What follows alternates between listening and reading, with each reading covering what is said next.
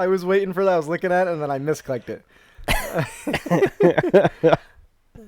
Hello and welcome, heroes, to the Crit Academy. I am your host, Justin. And I am your co-host, Brandon. And Ian is not here. This podcast was created to provide you, our heroes, with new and reusable material for both players and DMs. We hope to inspire you with creative content that you can bring with you on your next adventure. Our show may not be suitable for young children. But neither are our D&D games. Boom, we're getting it. That's for you, Molly.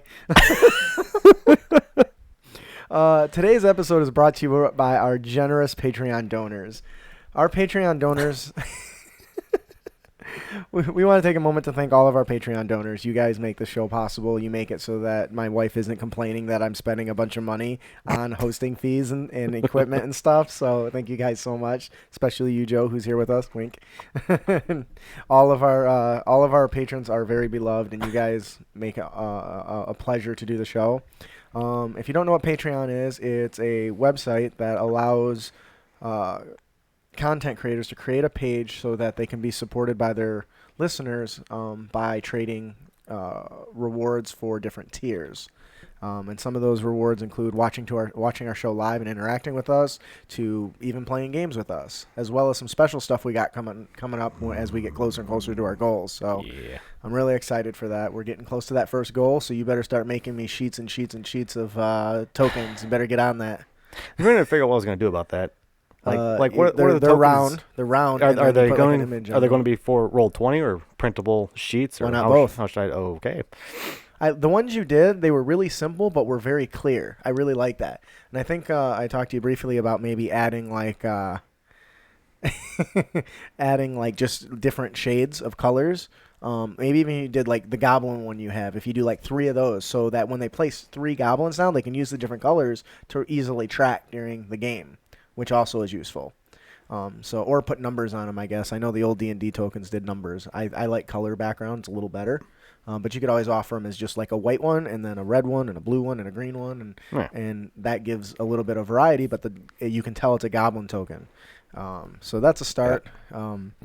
At least that's something we want to do. I think what you did for Chase was awesome, and that definitely sprung the idea on me. I'm like, okay, he said that only took him about an hour, so I'm gonna have him make like sheets of these things and give them out as rewards. It was pretty neat. And I just also finished Cole's commission too. Our patron Cole. That looks so good. And that was the commission for February, so I need to select a new name for March. Yes, you should. So yes, Joe, you are our participation. So thank you guys so much. If you want to support us, head on over to patreon.com/CritAcademy, or you can find a link on our website. We want to thank you for joining us today here at Crit Academy Studios, where everything's made up and your rolls don't matter. Yep, that's right. Your rolls are like a knight without his squire.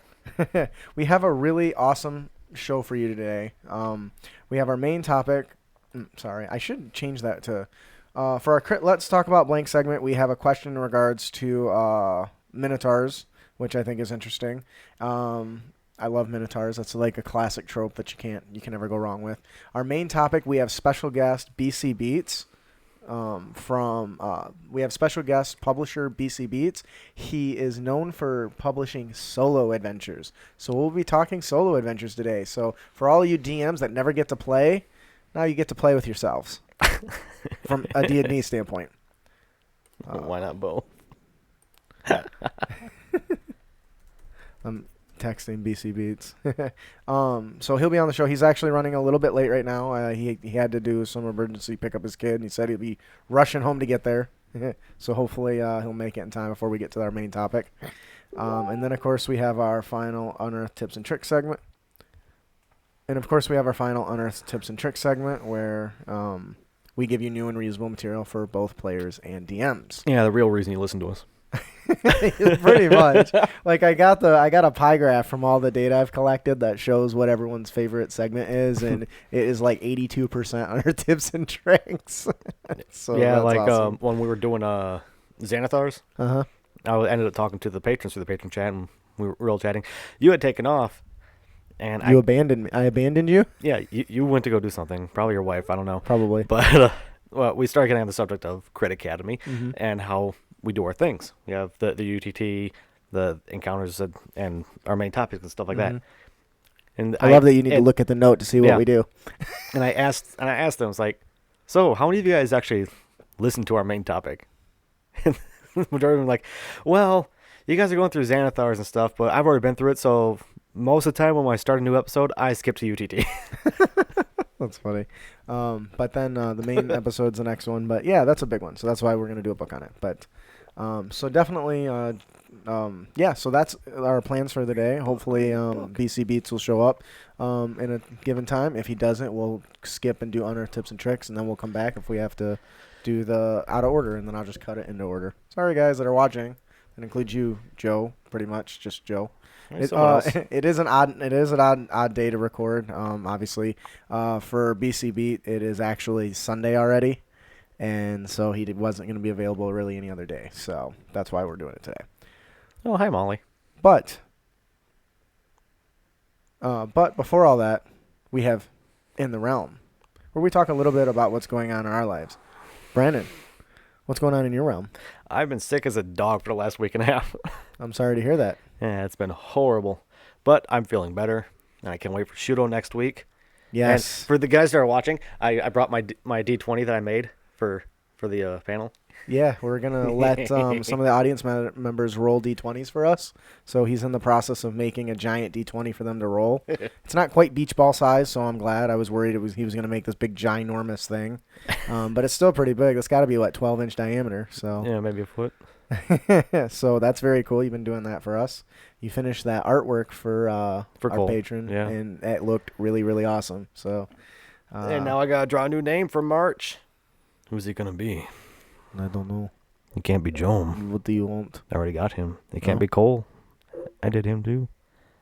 Well, we'll just have to roll from. Could be Joe. Settle it D&D style and roll a die. Could be Molly. That's what I do. Oh well, then okay. And then we don't know. Cole rolled the lucky feat because I rolled the lucky feat. I went to our patron list, or whatever. I was like, okay, the 1-18. I went to Google and did a random number generator, 1 through 18. It dropped on 13. He was the 13th number. Okay, that's usually how that works. Yeah, and then I go to the Facebook page to say, hey, this is our winner, and I realized that he just became a patron. That's how it goes. Joe says it's going to be him. We can only hope, Joe. You got a 1 in 21 shot, so who knows? Are you on Patreon right now? What? Are you on Patreon? I am. Go to Patreon. It's right here. No, we ain't going to pick it right now. Look at our patrons. We don't need to pick it right now. Motherfucker. Shut up. Where are we at? See, you lost track. Okay. We're in the realm. Okay, so yeah, very cool. I got that going on, and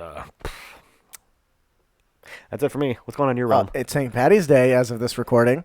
Oh, that's right. Which is super it's exciting. St. Patrick's Day. I'm wearing a kilt, and I completely forgot about that. Yeah, you look pretty baller with what kind of hat is that? That's really nice. It's a Scully cap, and it's got my your Navy family crest on it. That's awesome. Your family has a crest? Everyone's family has a family crest. I don't have a family crest. Yeah, you do. Where the hell do I find that? Google. You can Google it. Just because you Google it, what's my family crest, doesn't mean what shows up as your family's crest. I've done extensive research on mine. This is my family crest. Well, you should take a picture of that and share it because I think that's really cool. Which is super coincidental because it's an anchor. Oh. It says Anchor Fast Anchor on it. Well, see, that's why I thought it was like for your Navy jive thing. Yeah, the Gray family from Scotland are a bunch of fishermen. Oh, okay. So. Imagine that. It was your destiny to be on a boat. So anyways, I've recently, for what's going on, did you already ask me what was going on in my room? I think you did. Yeah. So I'm excited. I just bought a new car. I got a 2016 Terrain, and I love it. It is the smoothest ride I have ever owned, so I'm super stoked about that. And I bought a new phone. I got the Google Pixel 2 XL, and it's awesome. I went from a GS4 Galaxy. Just think about that. A Galaxy S4? Yes. I have an S6 and it's already dying. Yes. So for me, it was a huge upgrade. So I'm super stoked. Kind of wanted to buy a new vehicle after we paid off the house. Let me see it. What? Let me see it. I want to see it. Don't you drop it. I don't got no case on it yet. Let me see this shit. What the fuck is this thing? It's a phone. This looks like the back. It's not the back. It's the front. Is that the back? No, Molly says she has hers. It's really weird and kind of ugly in Dutch. Joe says he should put on his kilt. That's funny. It's a nice phone. Yeah, it is. I'm sure kilts are really nice, except when it's cold out. If you're wearing a real kilt, if it's made of wool, you're good. So are you really wearing a kilt, or do you don't? No, don't. I don't. Are you wearing a kilt, or do you have like underwear on? Please tell me you have underwear on. No, this is a straight kilt. There's Oh, nothing okay. under So it. don't flash the camera or anything. I like your little fuzzy belt. It's called a sporin. Well, I like your spores. Sporin, not a spore. God, I you're like such your a spores. douche. No, of course I'm not.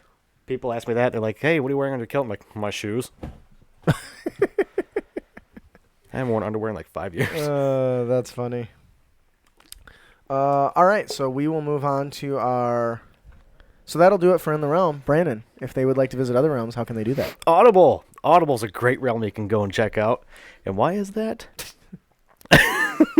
Because you can get a free audiobook download and a 30-day free trial if you go to audibletrial.com/Crit Academy. Isn't that awesome? That is. You can also head on over to critacademy.com and click the link there as well. Molly And- says when it's cold, When it's cold. Joe's got kilt socks. And when he's cold, he has kilt socks. Actually, I'm wearing them right now. Yeah.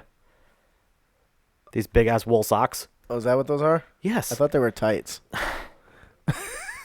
It's got the thistle on the side. I don't have the flashes for them, though. Please don't flash nobody. No, you... They're the little flags that stick out. You have flags on your legs? You think you're Hermes? You're going to take off and fly? I'm going to Braveheart your ass. So, our next segment, we have our Let's Talk About Blank segment. I actually don't know where this came from because somehow when I took it, I didn't actually get the person's name in my copy and pasting. So I do apologize if you submitted this and I forgot who you were. Like if that's the case, it's likely something I got off of like Facebook or something. But if you submitted this, please send me an email and I will make sure to go back and copy and paste and say like Bob in it and then put it in there. But we'll call him Blank. So Blank asks, I want to spice up a Minotaur encounter. I am basing it on an old story of the Minotaur in Crete, i.e. it's a fight against a Minotaur in a maze. Do you have any ideas for how to make a maze interesting, certain traps or designs, and ways to spice up the Minotaur to take advantage of the design? Now, we've actually talked a few times about mazes and stuff. I assume we've probably... We have. I remember talking about stuff like maze walls moving and shifting and Yeah. changing and stuff like that. Yeah. That's a very common Minotaur encounter, though. Joe says after you sign up for Audible, you get and end up with 5 books on mythology. Wow, I love mythology. That's awesome. So yeah, if you're Blank and you're listening to this, head on over to Audible and get a Greek mythology book. Yeah, so we've kind of talked about this, and obviously I wouldn't have brought this up if I didn't have any unique ideas. The reason I brought this one up specifically is because I've thought about it in a little bit different way. You know, the traditional maze is the Minotaur's in the middle, or the Minotaur is roaming free, and you happen to run into him, right? That's kind of the thing, or he's hunting you down. Like picking up chicks in a dungeon. That's an awesome anime. Yeah, it Have you is. seen that? It's the first episode. That just occurred to me. I have watched that anime, and it didn't occur to me that the very Minotaur in first the encounter yes, is a Minotaur. it didn't even hit me because at the end they talk about all the gods. Wow, I'm a schmuck. We've talked about on the show about shifting your maze and making it change and stuff. Now, from like a tile standpoint, that's a little bit easier. Do you need a cough? Excuse me. Do you need a cough? Okay. We've talked about the shifting of the maze. That obviously makes it a pretty big deal. But I don't think we've talked about changing the way the maze is together. Everyone assumes, the Minotaur in the dungeon. What if the maze was slightly different? What if it was, a giant hedge maze? And instead of the Minotaur having to like run through the whole thing, he just like runs through it and charges through it, and he's so strong that he can just kind of barrel through this thing and take shortcuts, and that can allow him to get like lots of surprise, catch the players by surprise, or kidnap somebody. Can you imagine if you're just walking and then you've got this hedge maze and the out of nowhere, busting through like the damn Kool-Aid man, comes a Minotaur, grabs somebody, yeah. and then runs through the runs next off. one. And now he can use that sort of technique to kind of separate the group, which is one of the big no-nos in D&D, right? Is don't split the party. But what if the encounter is based on doing that?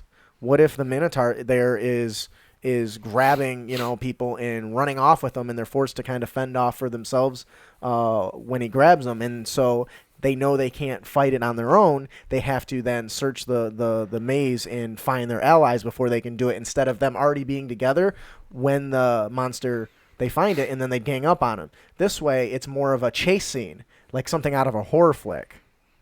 Yeah, but then you end up with that one smartass player, and you said what if the maze is made out of a hedge, and instantly the first thing that popped in my head is the mage comes up to the entrance, says, lights it on fire, and just says, okay, let's wait.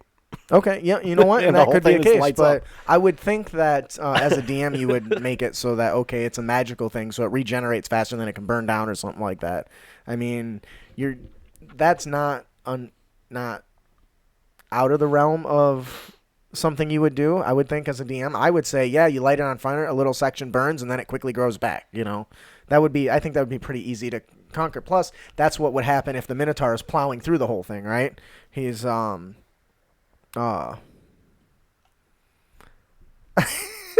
Joe says, "I think I know what I need to make a new encounter."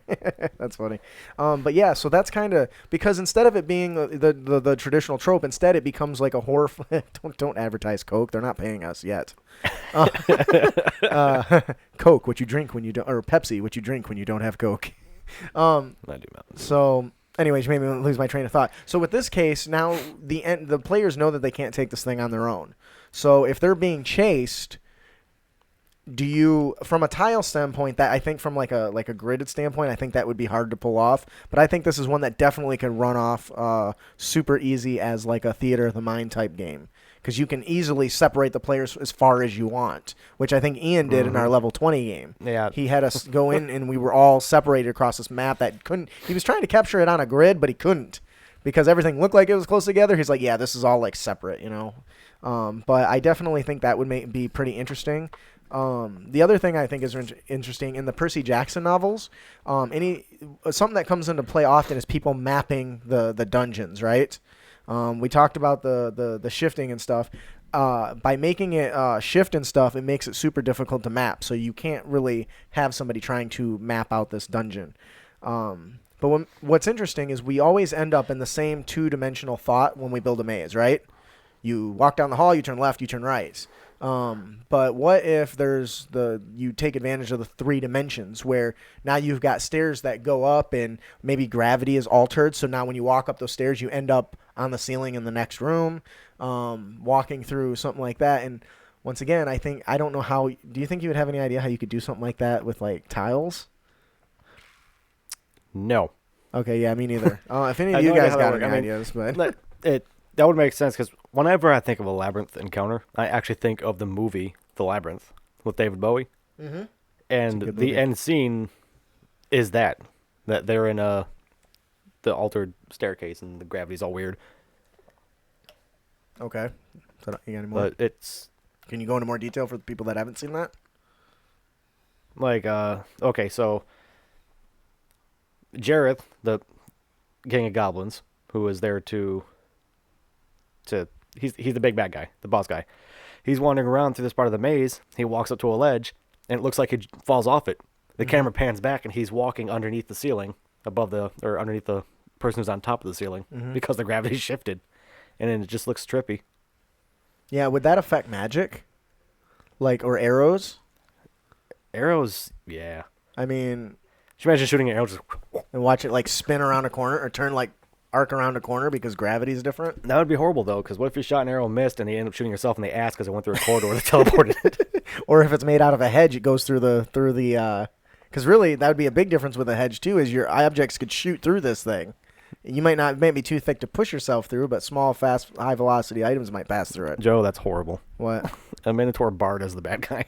Oh, dude, that would be awesome. And instead of he would have creepy ass music that would play, and you'd hear it echoing off the walls or something. That would it could be something like, I will kill you. That's awesome. I really like that. But what it comes back to is when you do your maze, don't try not to think of it as something that's enclosed as well. You can open your maze up where somebody goes into a room and the room is ginormous, but there's like 20 exits out of it.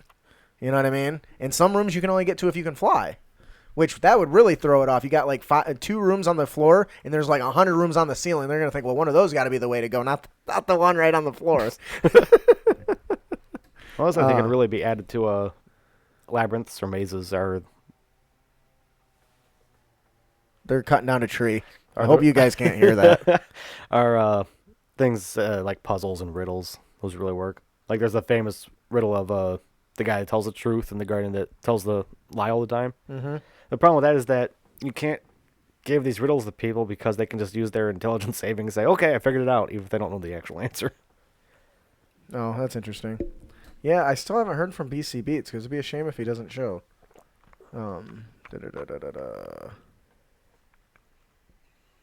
Oh, yeah. So, okay. Yeah, he hasn't responded yet.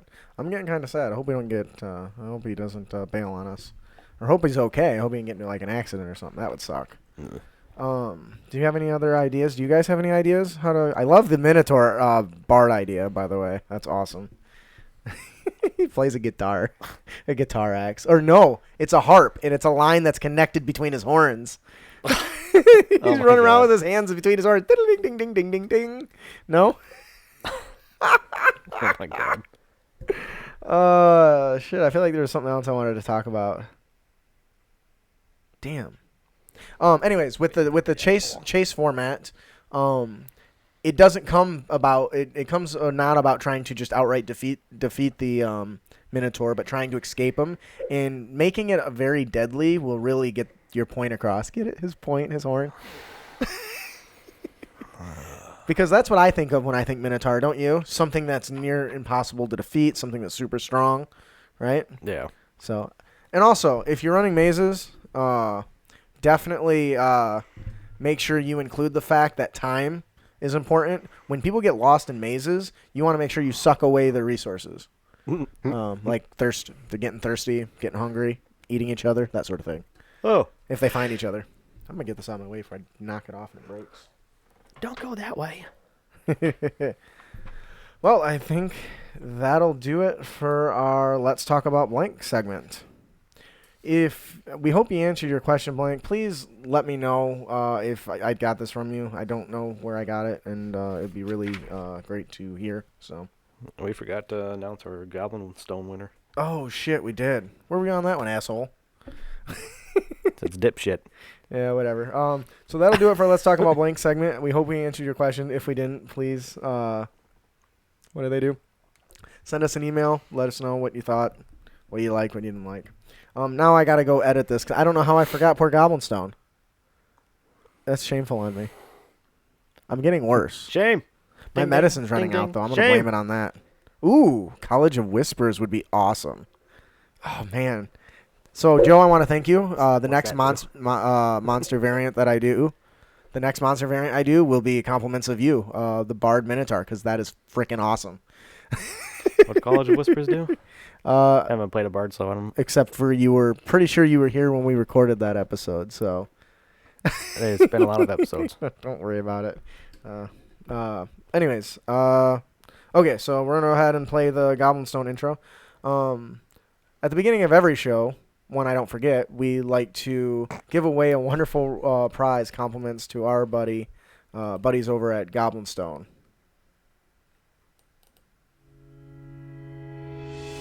Each episode, we will draw one lucky subscriber's name, and they will win the 5-star rated adventure, Banquet of the Damned, Compliments of Goblin Stone.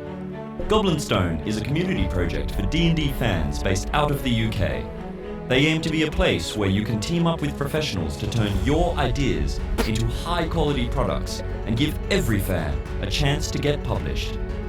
Be sure to head over to www.goblinstone.com, or you can check out our fellowship link on our website, www.critacademy.com. I swear I have notes in front of me, so I don't know how I forget that shit. Brandon, who is our winner this week? Our winner for this week is Barnum.Colton.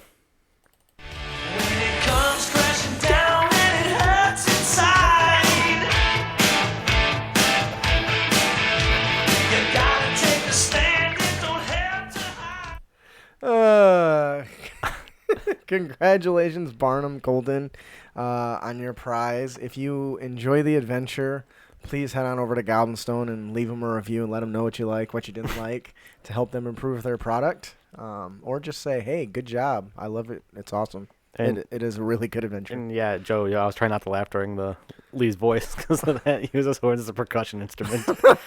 You imagine walking through the maze. He's got drums right here and drums attached to his chest, so he can go. Boom, boom, boom.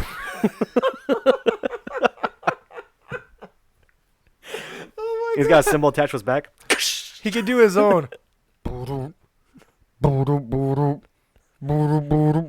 right behind you. I was waiting for something. You let me down. I wasn't gonna do anything. Well, you went like. That's awesome, though. Well done, Joe. Now I got to think about how to best optimize them like that. So I guess what we'll do is we'll go ahead and move into our unearthed tips and tricks. And if something happened and he can't make it, we can go ahead and record the interview at a different day, I guess. So what are your guys' thoughts about that? I mean, I've never had nobody not no show, but I guess I should have a backup plan for that. Yeah, I was thinking that too. It's like, he's sure it's taking a while. Is there another sheet of paper around here for what we do if he doesn't come? No, there's not. But I guess the good thing about interviews is I can always do it at a random time if I have to get up. But that's not convenient for our listeners or for myself because I have to set aside time to do that. Well, you could throw out a random main topic. You say that as if it's so easy. Like, it requires no prep. Not your request. You realize you are the king of improv, and I believe in you. You should see how I took out this giant lizard like a boss today. I really did. Speaking of improv, you should hear this. Oh, yeah, no, man. I choked the bitch, man. Got him under one arm and started stabbing him with my sword. It was fantastic. Isn't that right, Joe? My rolls were so high, I think Joe's just like, I'm not wasting my action trying to get out of that shit. Should have tried to drown out. I guess I could probably breathe underwater. All right, so we'll go ahead and just move on to the UTTs, I suppose, and then hopefully that'll buy him some time. UTT.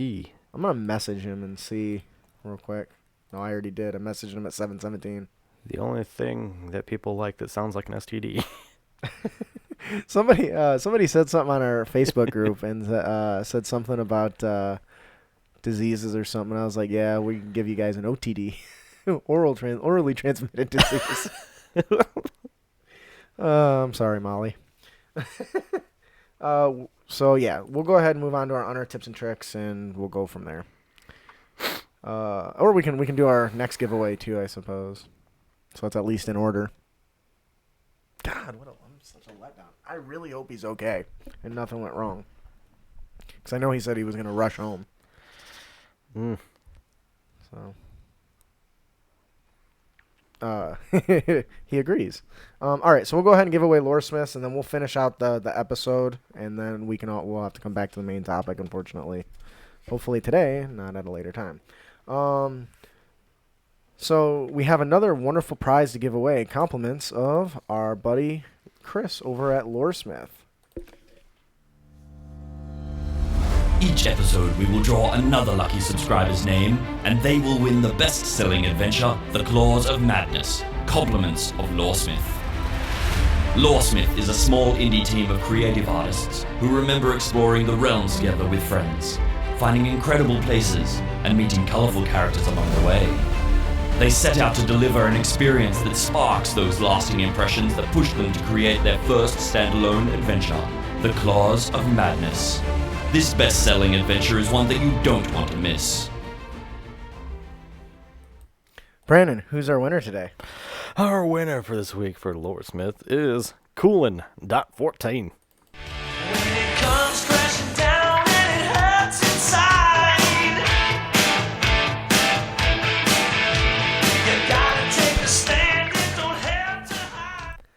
I just had an awesome idea. If BC Beats doesn't join us, maybe Joe would like to come on the show and talk world building or something with us. That could work. What do you think, Joe? Worst case scenario, it's interesting conversation. Best case scenario, it's awesome conversation. Worst case scenario, it's still good conversation, but doesn't fit the show at all. I don't know. I really should write something up in case something like this happens. Shame on me for being ill prepared.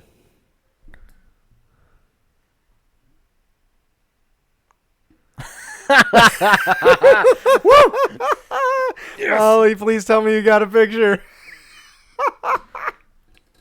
Oh my God, that's awesome. She says Joe just danced around in his in the kitchen in his kilt to our song. Brilliant. That's fantastic.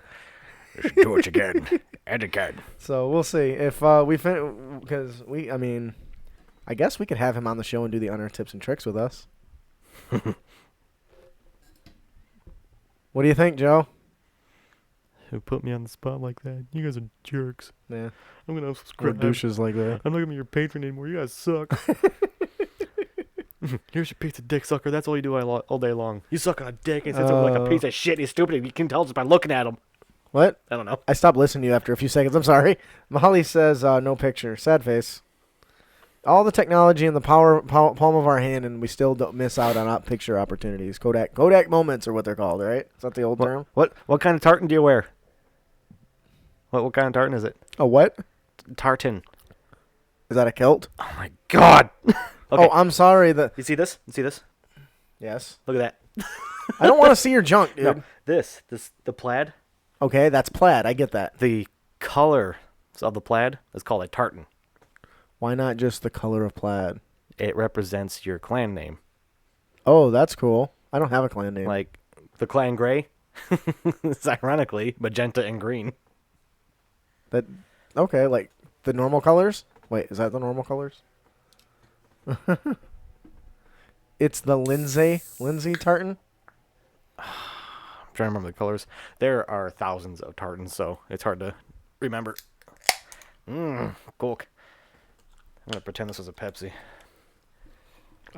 It's similar to what you just said, red and green. It's Christmas time here on the show, apparently. Yeah, it is close. Actually, it looks like the reverse of mine. Okay. It looks like a kilt to me. Okay. Yours looks cool because it's black and This is gray. This is Hamilton gray. Anyone can wear it, but Oh, you gotta have permission to wear certain colors? kinda. That's weird. But yeah, you see the one on the far right? Uh-huh. Imagine that, but the colors are switched. That's kind of what mine looks like. Oh. Yours doesn't look like that. Well, the hunting tartan, the actual gray tartan, looks like shit. So I think that gray one looks good. this is Hamilton gray. It's not. You're confusing me. Never mind. Okay. And yes, Joe, that's a very nice color. Yeah. All right, let's hit close on that and actually continue what the hell we're supposed to be doing, since we're terribly not professional at all. All right, so did you want to? We're supposed to be professional. Is there a CEO that we need to abide by? No, but generally people have certain expectations, I suppose. But man, we didn't start recording. We didn't start streaming soon enough, man. Because there's some crazy shit that happened when we first started recording. Like, yeah, okay, well, we can't record because his tires broke. So I went and I jacked up his tire, up Ryan's tire, and I put his tire on, and I made him come over here like 9 at night. So we're gonna do this shit. All right. So moving on to our fourth and final segment. Did you want to join us, Joe? Unearth, earth. Tips. Or you can just hear us go through the show. That's fine, too. And tricks. Oh, man. I'm kind of sad. I don't know. Have you ever done a solo adventure? I mean, I've done a lot of stuff solo, but... I read a solo adventure book. Oh, like the... Yeah, those are The cool. Choose Your Own Adventure. Yeah, those things are awesome. You want to go back the way you came, or follow the knight? I'll follow the knight. I mean, go back the way I came, but go back the way I came. I didn't get a response from him yet. We'll give him a few more minutes.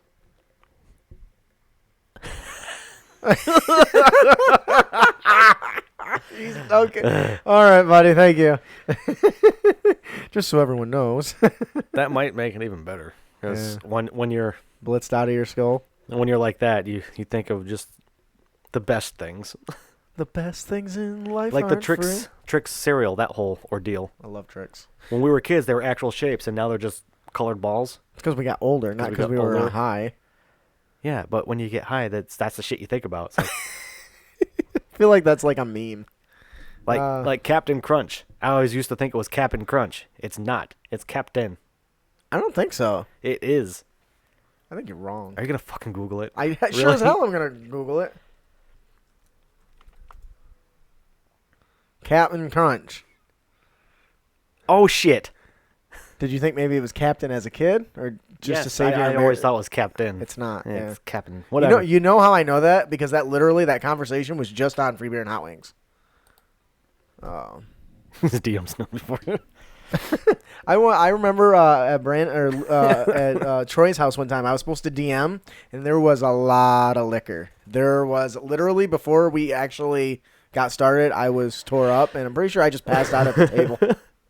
That's funny. He's DM Stone. He's just, you guys come to a meadow, and there's flowers everywhere, and it's so beautiful. It's time to take a nap.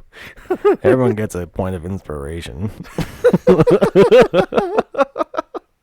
Oh, you guys are fighting dandelions now. Man-eating dandelions. And then you realize They're that they're giant roses. plants with heads of lions.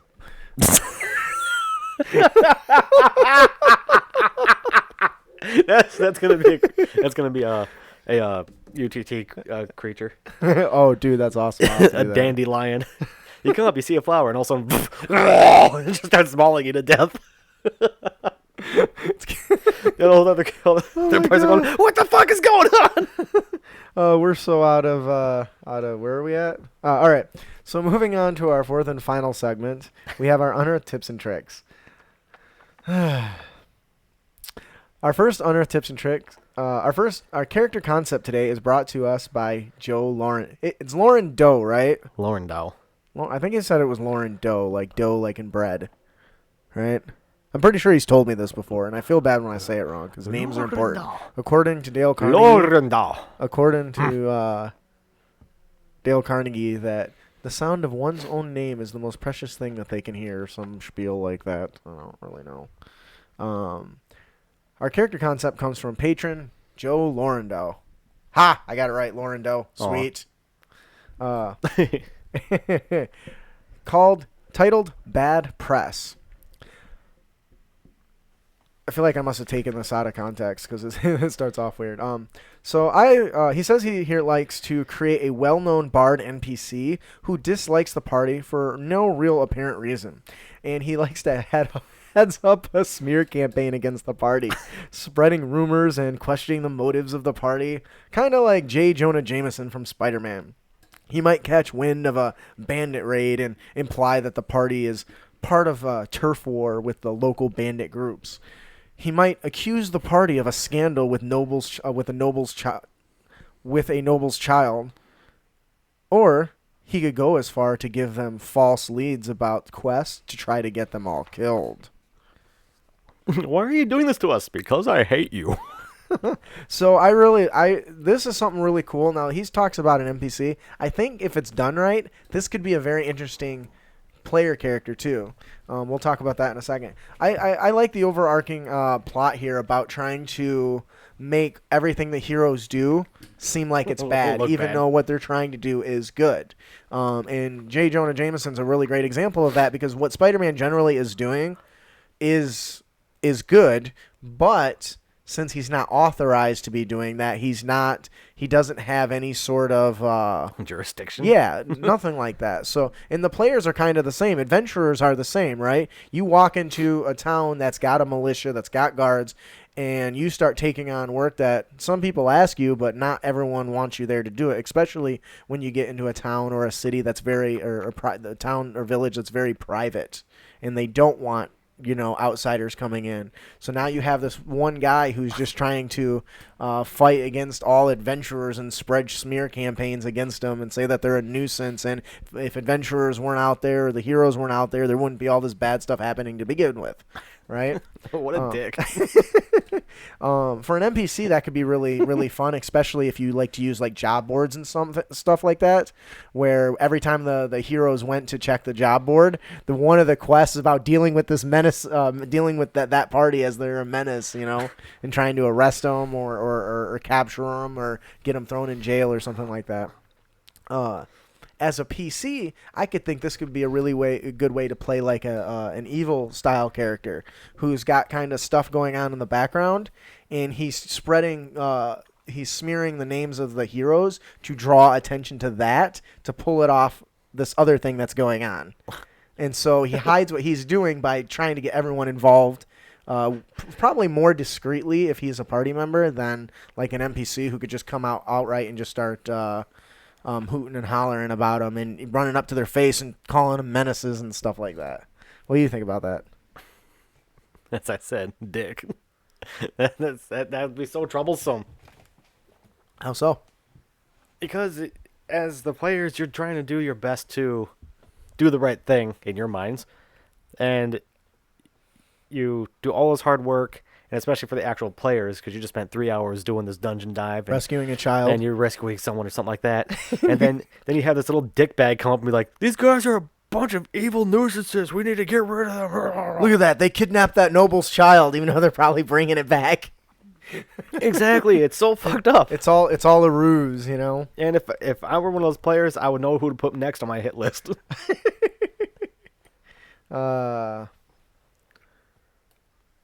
Joe, actually, who's listening right now, says you could also be played as a way to take down a noble in an intrigue campaign. Oh, so the players become the smearers of the somebody's name, in trying to smear this noble or this lord's. Why can't I click on that?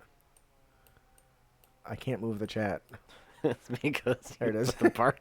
Shut up. Yeah, so I agree. I think that could be really cool. And I like the political intrigue, but unfortunately I don't do them as often as I should. But I definitely think it would be cool to encourage the party to, instead of just trying to do a combat, trying to say, okay, your goal here is to take away, get the crowd or the town or another noble council to start to see this guy as all these other things. Now, what would be interesting, I think, is part of like a more darker evil campaign where the noble truly is a good guy, and the players are out to make him look like a terrible guy, so this other really bad guy can take charge. I think this is a fun concept. I definitely think if you wanted to run something like this with in the game, talk to the DM and maybe you can work something out. Say, hey, this is what I'd like to do. So now every time the heroes come back after doing a heroic duty, within a day they start to hear all these rumors of a twisted version of what they did. So I think that is really cool. Why did the soldier go to the bathroom? Because it was his duty. Where did that even come from? You said heroic duty and made me think of I was in Penelope von Schweetz from Wreck-It Ralph. I was in church one time, and one of the songs said "duty," or one of the hymns said "duty," and I literally giggled out loud. And my wife looks at me like, she's like, "Really, Justin? You're a grown man, and you're gonna giggle at duty?" Mind you, we're in the front row, like 5 feet away from the pastor. You make jokes worse than my fourth graders. Of course we do, because we are fourth graders. Speak for yourself. I clearly am fifth. Oh, our mantra what here. The fuck? Our mantra here is we find a grade we like and we stick with it. So that'll do it for our character concept today. Thank you, Joe, for that. We appreciate it. Bad press. Man, that's awesome. I'm really sad BC Beat still isn't here.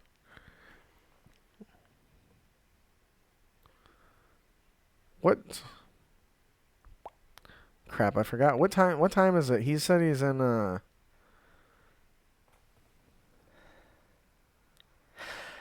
What time is it in There's his location. I think it's in Netherlands, I thought. I'm scrolling up to find out. Netherlands. What's NZ? New Zealand? New Zealand, that's the one. Oh, lucky. I want to live in New Zealand. That place is amazing. Yeah, isn't that where the Hobbits was shot? Yeah. Okay. So it should be like 12:56. should be like 1 o'clock or so for him, right? So yeah, I've seen this stuff. So, anyways, where's my Yeah, it's such a pretty place. A lot of movies are shot there because that. Actually, The Last Jedi was shot there.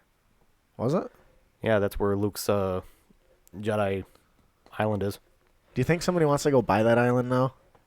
I They saw won't let Star them Wars. I because want to own it. New Zealand got pissed off because apparently, like, the crew wrecked part of the island by accident. Oh shit, that sucks. All right, let's continue here. Way to go, Disney. Well, he sent me a message that he should be on by 1. So Disney World. yeah, yep. He's actually he's here, so he'll be here in a second. So we'll hold off, finish this, and we will because the Dark Knight's kind of his thing. So Run.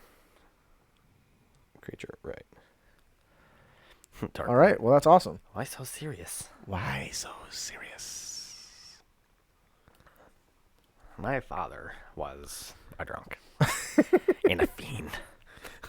He comes home all crazy like. Hi, Hey, how you doing today? yeah, good. How we doing? Oh, we're fantastic. Would you like us to call you BC Beats, or do you have a first name? Or is BC You your can name? just call me Paul. Paul? Okay, Paul. It's Paul. Awesome. Well, welcome to the show. We're glad to have you on. Can you see us okay? Wave at the camera, Brandon. Yeah, no, that's good. Good image. All right. I'm going to go ahead and we went ahead and finished the let's talk or not the first part, so we are actually at the main topic, ready for you to join us. Sound like a plan? Fantastic. Started part of the UTT. But Do you have any questions before we actually move forward? Any questions to us about the show notes? Anything in particular? The show goes out via what medium? So we record ahead of time. So we're about a month out right now. It goes out via iTunes, Google Plus, YouTube, any pretty much platform you can imagine. We're on almost all of them at this point. Not all of them because I can't say that. There's a lot, but we're on a lot of the major ones. iHeartRadio, all that stuff. Podcasting. Awesome. So let me check the. Where are you guys based? We are based out of Michigan in the United States of America. it's a wonderful place to be. We're surrounded by the Great Lakes, and it's And potholes. fucking cold. Potholes. And deadly potholes, which apparently kill people. We were actually just talking about how lovely New Zealand is. Oh, right. Have Oh, yeah. either of you guys been out here? Oh man, I'm American. We're broke, bro. My wife talks about it all the time. She's like, I want to go to New Zealand. It's like, yeah, so do I. But we're poor. I'm pretty sure our listeners that are watching, several of them have. I know Joe and I don't know if Joe did, but I know Damn Molly it, Molly. did. Yeah, I think that's where her home is at. So it's very cool. So we want to welcome you. Your title is BC Beats. We will be calling you Paul for the show, if that's okay. Yeah. So That's my Facebook name, but yeah. Yep. Paul, my actual Isn't this amazing? what? We're talking to someone who's in New Zealand, and the speed at which our voices are reaching him are just so fast. Dude, you're Yeah, about 20 years behind, man. I know. It's a really a reminder. Fuck you. Our show is explicit, so don't feel free to Oh, no. swear if you want. I mean, I do a lot. But I'm not particularly potty mouth, but every now and then it slips out. You know how it is. yeah, I got diarrhea in the mouth when I swear. Sometimes it just spews out nonstop. He's a so sphincter face. shut that brown eye on your face. All right, so we want Penis to wrinkle. we want to thank you for joining us today on our show. Our main topic today is solo adventures. Now, up until recently, I didn't even know this was a thing, and I'm one of those DMs who always DMs, so I miss not being able to play by myself or play as a player.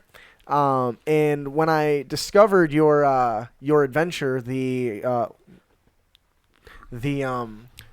Death Knight Squire, I think you've written more since then. Am I correct?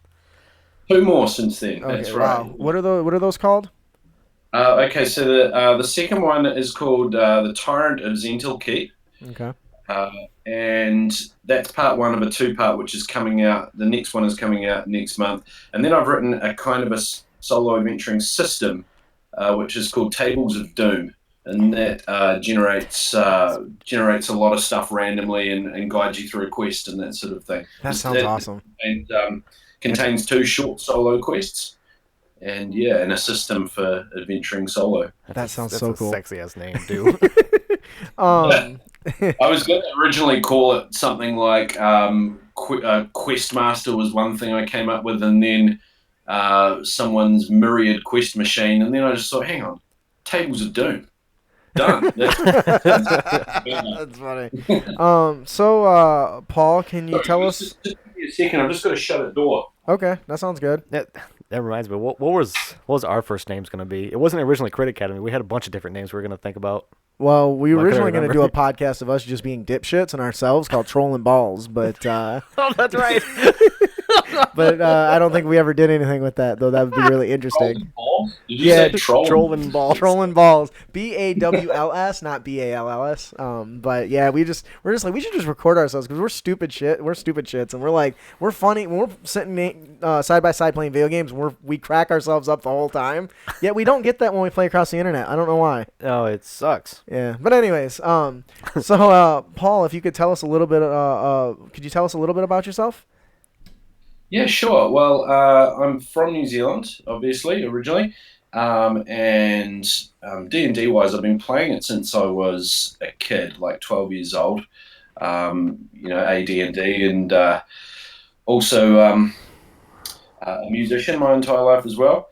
And basically, just recently, I've sort of combined my love of writing and role-playing games into this whole solo adventure thing. I've been writing for a long time as well, so I've had a lot of creative pursuits throughout my life, and it's kind of cool to be able to combine 2 or 3 things that I'm really passionate about into one format. I'm also a dad, so I've got a little boy, and he's not so big on board games. He's more and D&D. He's more of a video game kind of guy. But Yeah. I'm trying to get him into some. I get him to. We play things like Warhammer and stuff like that at home as well. So that's something I'm just trying to gently ease him into, kind of without being like, oh, Dad wants to play another one of his boring board games again, kind of thing. But yeah, no, I kind of lately in the last like 2 to 3 years, I've been studying a lot of solo adventure systems. In the 80s, we got in New Zealand, and it's actually an English thing. It's Fighting Fantasy Gamebooks. I don't know if you're familiar with those. Oh yeah. They're kind of like in the States, you guys had Choose Your Own Adventure, but Yep. these have a combat system with dice and stuff like that. It's Steve Jackson and Ian Livingston, who are the same guys who created Warhammer and a bunch of other stuff Right. as well. So the Games Workshop guys, basically, that was their first foray into role playing. I've been studying how they put their books together, and also studying a lot of other solo systems. Like there's some great solo board games out there. Dungeon Quest is one that springs to mind. One Deck Dungeon. There's also the Pathfinder adventure card game, and just sort of looking at the mechanics of those and seeing how some of those aspects could be brought into D&D, into 5th edition, and combine, just to find the things that I enjoy the most about those systems and bring them into D&D and actually try and make those available for other people through my soul. Yeah. So if you had to place your if you had to place it on one thing, can you tell us what your most memorable D&D moment is? Yeah, I We love hearing about these. Everyone's got a unique moment that they just remember that's vivid, and There's quite a few. The first one that springs to mind is when I first started playing D&D back in the 80s, and there was like a telethon. I don't know if you guys have these things in America, telethons. It's pretty old school. Like ring ring ring. Well, it's an 80s thing. It was sort of Talking about landline phones. you have like a TV show that would sort of like go for like a day, like 24 hours, and you'd have all these people doing all these different challenges to raise money for charity and stuff. And we did a D&D-a-thon, and they would sort of, switch to us every now and then, and a bunch of kids playing D&D around a table and stuff. So that was kind of funny. That's cool. Yeah, but the thing that probably springs to mind most recently is just a really epic character death that happened under my watch when I was playing with a bunch of guys here in Christchurch, and it was it was an adventure. They encountered a giant scorpion, and I was like, oh yeah, this is all going very well, and his sting attack had missed every time, and then he critted his sting attack, and it was like, I don't know what the damage was, it was like 10d8 or something like that, and this guy was super but had been leading the party, and this just absolutely annihilated him. And he just rage quit. He just rage quit the second kind of thing. Got up, took his stuff, and walked out. And I was like, "Dude, come on!" Fuck this game. That's the equivalent of like controller throwing today, right? They get up and they slam their computers and they walk away, and really the only thing they do is damage their own stuff or look foolish. So that sounds cool. Yeah, we do have telethons too, like especially back when PBS was a big thing. Yeah, I still don't. I don't. You don't remember telethons? I didn't watch a lot of TV though. No, you didn't. So the only thing I ever read, watched was, I had these things called books that were more interesting. I'd come over to your house in the morning before school, and we'd watch Pokemon. Oh, and I missed the bus half the time. And we'd get back home from school and we'd watch Dragon Ball Z, and then I'd go home. And that was pretty much it. Yeah. So that sounds really interesting. I actually don't think I've ever used. No, I think I have used a Scorpion. I love those oh shit moments when you hit a player. And you're like, man, I can't get him. And then you finally do get him, and it wrecks him. And you're like, well, maybe I missed him for a reason, I guess. But to have him get up and storm off, did he come back, or did he just leave? He left. But he belonged to I'm a player with him in another game, so that was fine, So hey, Billy, you feeling okay? I'm sorry, kind of, but that's just what happens. All right, Billy, this time it won't be a scorpion that kills you. I learned my lesson with you, is because you've taught us if it looks like you can't take it on, you probably can't, type of thing. Mm-hmm. We wandered through the woods, and like it was a giant spider ant or something like that. Grabbed a guy, ripped his arm off, and just started eating him. I was like, nope. I just turned around the other way. Yeah, I'm one of those DMs that don't. When I do like the random encounters, when they do survival checks, they don't. Sometimes they stumble against a T-Rex, and it's not something they can handle, and they got to run away. It's. Are you like dinosaurs in your game? I like every creature. If it's in the book, I basically, if I think about what's in the area and I say, okay, this would be here. I got one high level giant big baddie, and then here's kind of the more common stuff. And depending on like if they're making a survival check as they're trekking through a forest, and I would say that okay, you rolled really low, so you thought you were following this track, but actually you stumbled across a T-Rex, feeding on something, and now make stealth checks to make sure it doesn't see you. Oh, you failed. It turns around and starts chasing you like out of something out of Jurassic Park. Either they stand and fight and die, or they try to I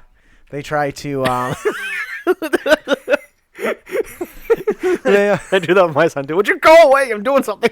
And they would make the stand either to fight or to run. And I try to make it clear that sometimes you can't fight. You're not the biggest, baddest motherfucker out there. So sometimes it doesn't go. You have that one player that I can take anything, and then he ends up toe jam between a T-Rex's feet. Toe jam. So I was wondering if you could tell us a little bit about. What made you decide to do Death Knight Squire, and really why did you try to become a publisher? Yeah, well, I think discovering DMsguild was a big revelation for me. Mm-hmm. And I've been writing for a long time, like writing a lot of fantasy fiction. And I just noticed, like, where's all the solo adventures? Like when I first got into D&D, there were in the first edition and second edition, there were TSR put out a bunch of solo adventures that were really fun and had a combat dynamic and that sort of thing, and also being heavily into board games as well. I looked at it and just noticed that was a huge gap in the market and something that I could definitely fill. And so I just started writing something. I just started. I'd also designed a board game. Me and a friend had designed a board game that was it was aimed at solo use, a sci-fi sort of like a cyberpunk board game. That we've shelved that for now. That's not really doing anything. But yeah, I just saw that was a massive gap in the market. Saw that there was a format to release it on through DMsguild, and just created it. And it actually came together pretty quick. Yeah, it's very I think nice. I maybe got the whole thing done in like a month's time, just working really hard. I also had a bit of time off work at that time as well, so I had like days free to get a whole lot of work done on it, and yeah, and then made the sequel and was kind of blown away by how popular it was. I put a couple of posts up on that big D&D Fifth Edition group, and it just got so much traction. Like it was obvious to me that there was a huge demand for that sort of thing. So yeah, just a whole lot of factors coming together at the right time, really. Right. Do you want to talk to us and tell us a little bit about Death Knight Squire? Yeah, sure. So it's a solo adventure for a single player without a DM, and most of the encounters and the way the book is structured is all based on maps. So you'll go to a certain entry and it will say turn to this map, and then you turn to it and you can sort of explore different parts of the map, which takes you to different narrative entries, and then from then that encounters, and you're all working towards an end boss fight kind of thing.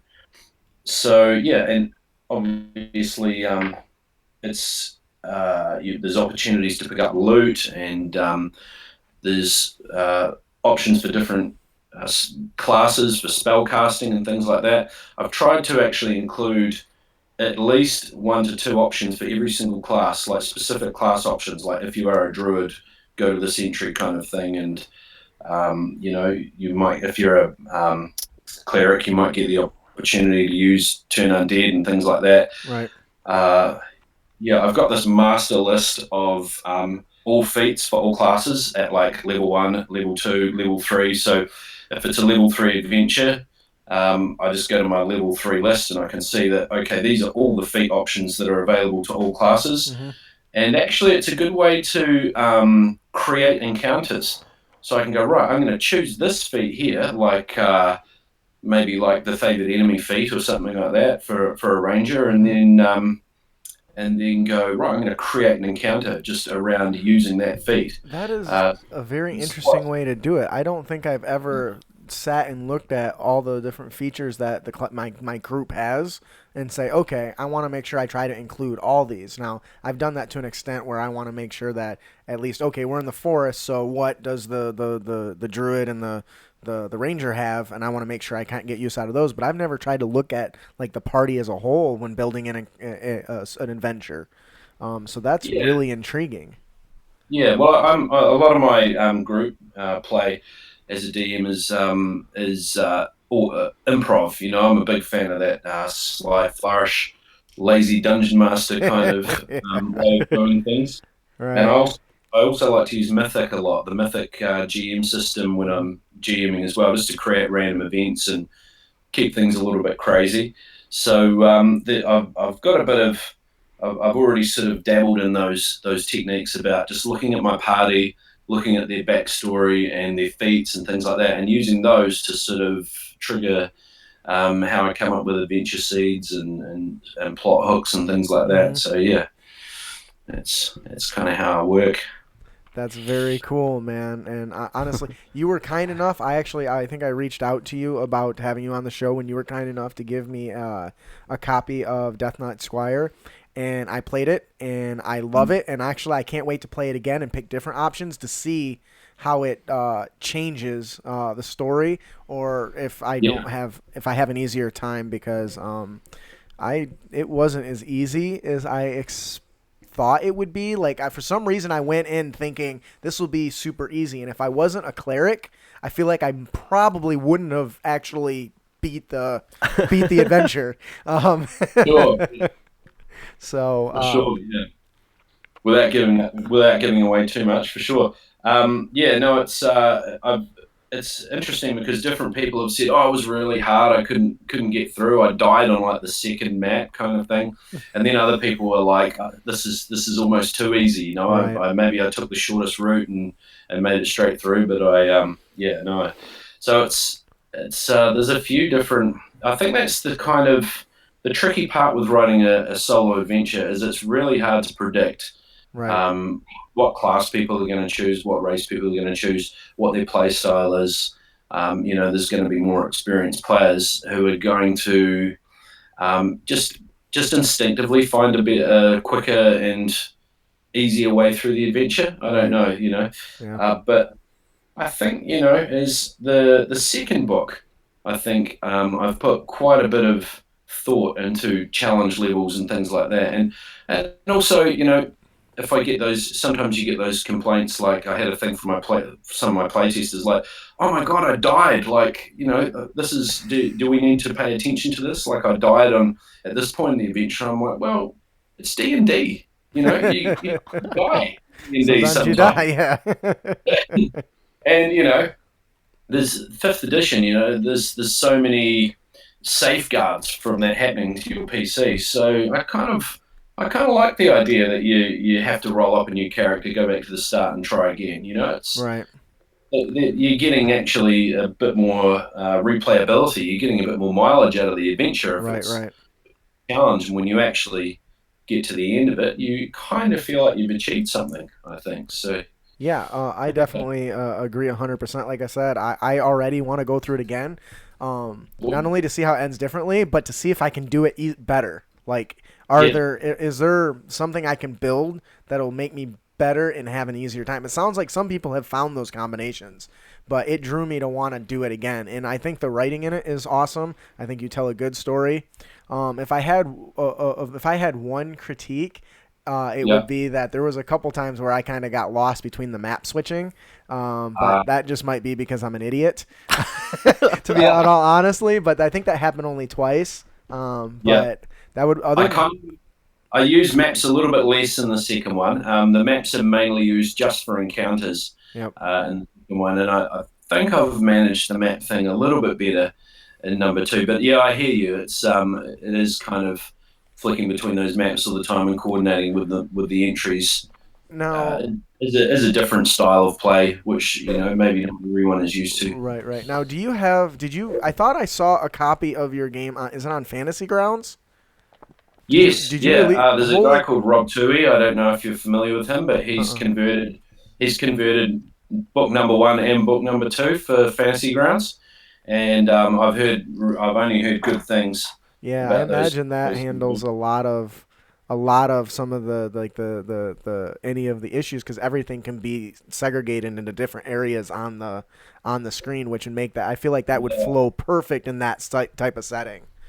Absolutely, yeah, yeah. I've seen a playthrough of it on YouTube. There's actually a video that you can watch where there's a guy plays through the whole thing, and yeah, I really like the way that you can Hmm. actually tile those different panels in Right. Fantasy Grounds. It's great. Do you have swamp ass? No, dude, these chairs are so fucking uncomfortable. Well, why don't you grab one? Oh, that is a cushy one. That's a cushy Well, one. why don't you can buy a better one? See mine? Yeah, I see that. Every Sunday I come here, it feels like my tailbone is being shoved in my throat. Well, you know what? Bring a pillow. Don't be a little bitch. Oh, So okay. shut up. There's a bit of a Um, chair hierarchy going on here, I see.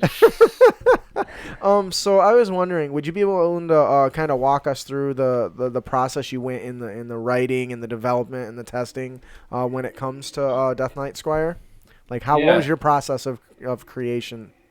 yeah. Have either of you guys published a module on DMsguild or anywhere else We are We're before? working on it. we're actually in the process of doing that. At the end of our show, we have our honor tips and tricks, and we're planning on publishing an entire book that's Yeah. got like 25 DM tips, player tips, monster Mm, variants, all that. All the stuff in our honor tips and tricks. There's going to be a book with 25 of each of them. So we're actually in yeah. the making of that right now. We had Jeff Stevens on a few weeks ago, and he really went into depth on the process for that for us. So really opened our eyes. So we're hoping to get there, but we're not there yet. Yeah. And he's all So like, a big factor in determining how I wrote the adventure was what visual art was available to me. Mm-hmm. With the DM's Guild products, a lot of the really top shelf material has great art. So I went through a stage of about 2 or 3 weeks where I downloaded all the free art resources from DM's Guild, We've done bought that. a bunch of art packs, Patrick E. Pullen and all these other guys, and just went through and looked at all these images and sort of started to try and form a picture out of the images rather than actually write a story and then find the art to fit the image. Oh, Um, wow. find the art to fit the story. I structured my story around the available images, That is really which meant cool. that I would have the art that I needed, sort of thing, So, and it was cool. It was a nice way to sort of um, inspire story hooks and things like that, Right, but right. also being conscious of the fact that it was a level 2 adventure. I needed to keep an eye on balance and things like that. So, I just sort of put things together, put encounters together, just based on that art, and that was a really fun process. The next stage was sitting in Photoshop and making a huge map of the entire adventure, kind of thing. With like the different entrances to each encounter, or things to explore, Right. and then splitting it into I think 16 different tiles. I forget exactly how many maps are in there. I think it's 16, Mm-hmm. And then structuring those and putting those into a map booklet, and then there's just the writing stage. So I'm giving away a lot of secrets here. Oh, well, you don't have uh, to. You can go in as yeah, little detail as you want. yeah, for The sure. idea is we try to capture each DM's unique style that makes them different. So collectively, our listeners can compile what they think are really good and apply them. But you can go in as little or as a lot of detail as you want. I don't feel no Oh, pressure yeah. to do that. So then I'd start composing the entries, each adventure entry, and looking, as I talked about before, at PC feats and skills, and just things like making sure that all my skill checks were sort of balanced, that it Mm-hmm. wasn't just perception or whatever all the time. Right. Trying to sort of give an opportunity for different players to shine, and then just going through and creating each encounter and just working my way through it up to the final encounter. Um, Also, through this whole period, I've got an introduction to the adventure, which contains all the rules specific to this Mm-hmm. solo system, and I'm building on that and writing that. And then finally, when the whole thing's written, sending it out to playtesters and actually getting like an army of playtesters, like a dozen kind of thing, because you need that really sort of broad range of Right. feedback to get an idea if your adventure's balanced, and they'll just point out things like glaring oversights that you've missed somehow. Was there you, any you, glaring oversights that you missed when writing your adventure that somebody pointed out specifically? Like, oh, oh, I for don't know sure. how I Like, missed that. yeah, missed entries and monsters that are either way too easy to defeat or way too hard to defeat. Mm-hmm. Just or giving away really overpowered magic items. And I'm kind of generous at times as a DM. I like to keep my players hooked into the story, so I might give them something that they perhaps haven't earned 100% kind of thing. Here, Yeah, you slayed this groundhog. Here, have a legendary sword. Where was it carrying that? yeah. Very cool. Um, yeah, and then I really love the lore aspect of it. Like you get your bunch of art together and stuff, and then just work on the story and the background and that sort of thing. That's kind of the part that I really love. Just Right, the right. actual story of the adventure. That's my favorite part before actually creating the entries. But yeah, the playtesters will send stuff back to you, and then towards the end of the Death Knight Squire writing that, one of my playtesters, when the PDF was like almost finished, said, "Hey, do you know what would be really cool? if you could create active links within the PDF. I'm pretty sure there's a way that you can create. This is going out to my playtester Josh. Cheers, man. It was it created like another week's work for me in creating all those.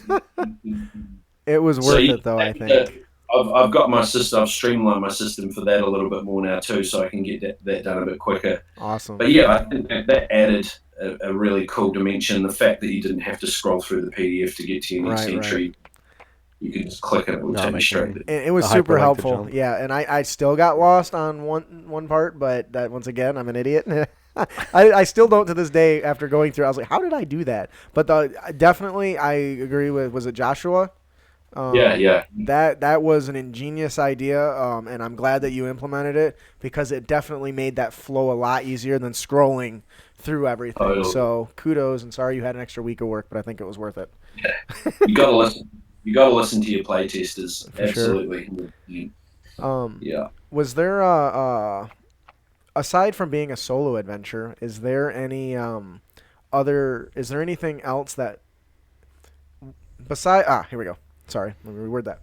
Besides being just a solo adventure, what makes Death Knight Squire different maybe from other products and that would pull people in to want to play this?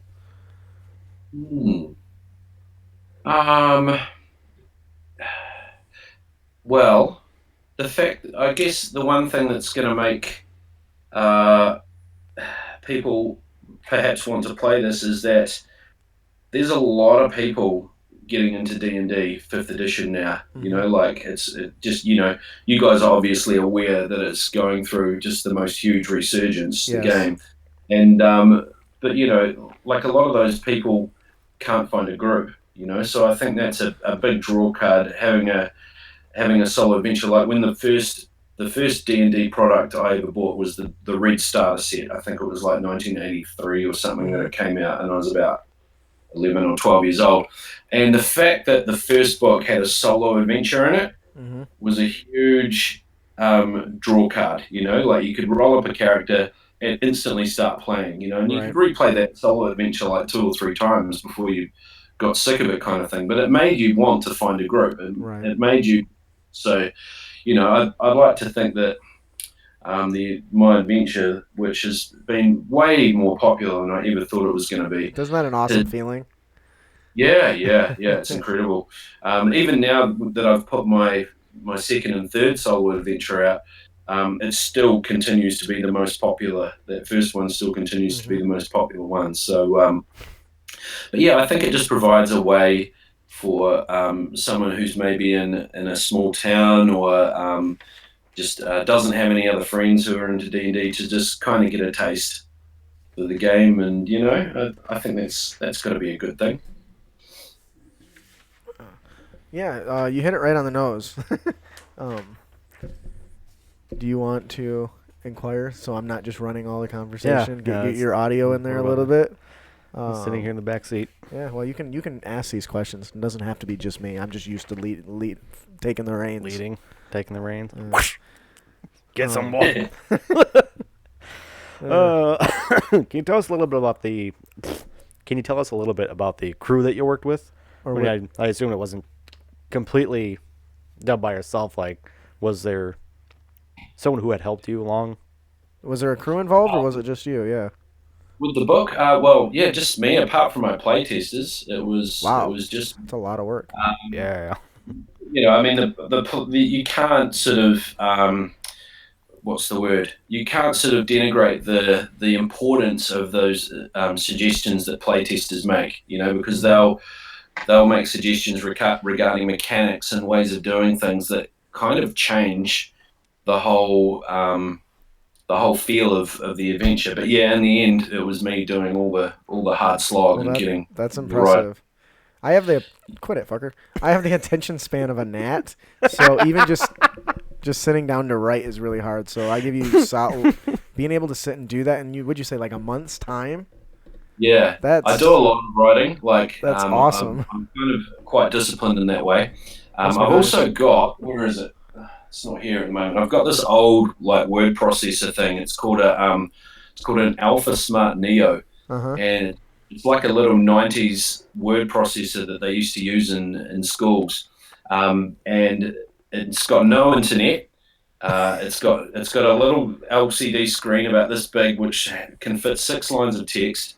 But you can like write like a 100k words book on there, and store it there, and then transfer it to your laptop. Transfer the text to your laptop. So that's a really helpful tool for me to get a whole lot of writing done without being distracted by social media all the Oh time, which wow, is that's my problem. really cool. Yeah, yeah. I've just got like zero willpower when it comes to being distracted by the internet. So that was they're really good. They're like $40 on eBay or something. And Cheap. they're like a So- really good tool.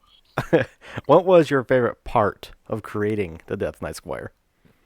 Yeah, well, I'd have to say either creating the backstory, like the actual story of the adventure, or the other part would be the final encounter. I think that's the with the text entries and stuff like that, and just writing the character of nice. the final monster. The final encounter is it was a lot of fun, definitely. And it was One thing to definitely be fun to go really through. careful of when you're running a solo adventure is you're not allowed to use any gender-specific pronouns because someone might have the female Right. dwarven barbarian or whatever. So you've got some girl who's been reading through your adventure, and then it gets to you accidentally left someone addresses the character as sir or something like that, and it's like it kind of ruins the experience for them a little bit. So I was really careful to avoid any. Put in parentheses, sir or ma'am. It's funny because I hadn't noticed that until you said something, but I bet I would have noticed if I had been playing a different character than what was posted. Yeah, that would be quite jarring. That's so subtle. Kudos to you because, like I said, wouldn't even have thought of that until I was running through it. And if it said "ma'am" or something, Yeah. that's very cool. So that seems like that. So I kind of one of the next questions is, what kind of challenges do you run into? But that seems like is that something you discovered later in the game, or? Yeah, that's something that occurred to me later on. I think one of my playtesters again pointed it out to me, and that was like, oh yeah, that's that needs to be fixed, kind of thing. But yeah, a big part of the challenge with writing a game book style adventure is just getting all the entries coordinated. You know what I mean? Like the whole system of this path leads to these 2 options, and this option leads to these 3 options, and that branching tree of options, just keeping your head on that and keeping that all organized is, and then checking to make sure that all those options lead somewhere, and then, again, lead to a different thread, and it's a lot to manage, kind of thing. Yeah, So make sure you don't have any dead that on ends, its right? own takes a lot of time. Yeah, I can only imagine. Since I make everything up on the fly, that would be really impossible for me to do. But that on the fly creation, it's a great, you want your encounters to feel not so planned. You want them Right. to an element of craziness and randomness to them. So For sure. yeah, my favorite solo adventures are the ones that have the most kind of options that you can branch off on. So yeah. So, do you have a favorite part of your material, like a favorite encounter or a favorite NPC or anything like that? You could kind of talk to us about. I mean, of all the stuff you've published, what is your kind of your favorite material? Let me think. So in my second book, which is called The Tyrant of Zental Keep, you navigate your way through the adventure with a big city map of Zental Keep, which has different areas that you can visit on there, and there's an entry number. So if you want to go to the Bane Temple, you go to this entry, and that takes you there. I think that there's an adventure a little side quest that I wrote in that, which has some Dwarven NPCs that I really kind of fell in love with. There's an uncle and nephew combo, and they're just kind of constantly bickering, and the uncle's kind of like bopping his nephew over the head all the time because he's coming up with all these. He's a bit of an entitled, Brick. like a royal family and the nephew's always like really entitled and used to having things his own way, and he's always getting clipped around the ear by his uncle kind of thing. So yeah, Sounds like it Harry Potter. wasn't until the second book that I sort of realised. And also, there's an old school fourth edition solo adventure called Dark Awakenings, and in there I played through that just as a bit of research and a bit of fun. And there's an NPC in there that accompanies the solo, the solo PC. And I thought, hang on, how come I didn't put an NPC in the first adventure? That's crazy. So from that point on, I thought, like, I'm going to use NPCs a bit more. It's just kind of nice for your solo adventurer to have a little bit of company, to through side quests and things like that. So, yeah. And here's a good question Mm-hmm. for all of us. Are there any new secret projects coming up that you can give the listeners a little taste of? Well, I've got my the sequel to The Tyrant of Zental Keep, which is called Citadel of the Raven. I'm working really hard on that at the moment. Can I just say how awesome your names are? Like Like my adventure's like the Death Keep.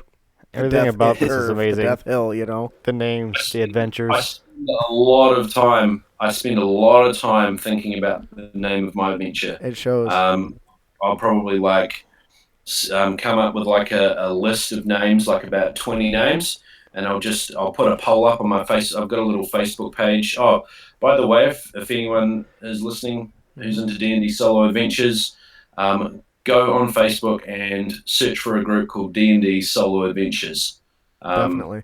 And that's my group. You can come and join. We're up to about 550 members, and we put some like little freebies up there from time to time and stuff. So I expect to see you guys on there later today. Yeah, I think I already. 500 I think more I than follow us. it already. Yeah, well, no, Something like that. We've been in business show. I'm doing the show for a year, and Just I over a think year? we just hit over 500. So kudos to you, man. I think just the nature of the whole solo adventure thing is like, it's got a lot of appeal, Yeah. for all the reasons that we talked about, So it's not only the fact that I write good adventures, which I think I do. I think there's just a demand for that kind of adventure as well. But yeah, getting back to names, like I'll get it down to a short list, and then I'll put a poll up on my group and get people to vote on the name they like the most. But my next thing I'm thinking about, I love Mythic. I don't know if you guys are familiar with the Mythic GM emulator system. No, I'm not. Can you tell us a little bit about it? Yeah, it's a system that basically emulates the role of the dungeon master through a series of yes/no questions. Huh. So you're the one player, and you might go, okay, my character's entering a room. Is the room empty? And you ask the system, and it's generated by D100 rolls. And you have a chaos ranking also, which influences how the questions come out. But you'll go, no, the room's not empty. Okay, is there something living in there? And you roll the dice again. Yes. Is it a monster? No. Is it an NPC? Yes. And you sort of go through it like that. It's just a series of, so you actually create the adventure as you're going through it. It's very cool. I urge you to check it out. It's very cool. Is that like mythic.com or something? Or sorry? Do you know what a web address for that is? Yeah, Drive Through RPG. Just go on there and enter Mythic GM Emulator, and it's like a blue covered book. Very easy to learn system as well. Works with basically any RPG.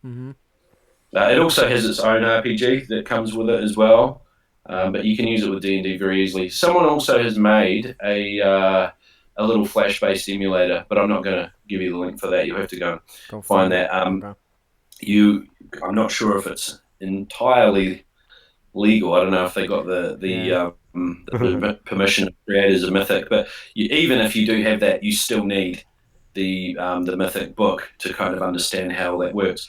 But yeah, getting back to what I was originally talking about, Sorry, we derail a lot. playing Mythic just recently.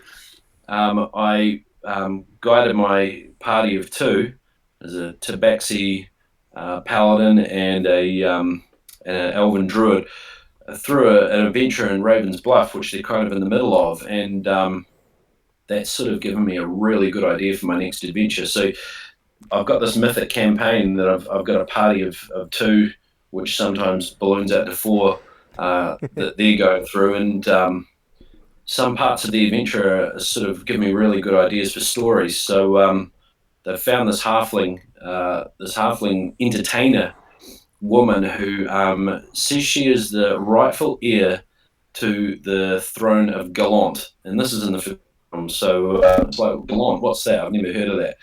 Oh, it's like a mythical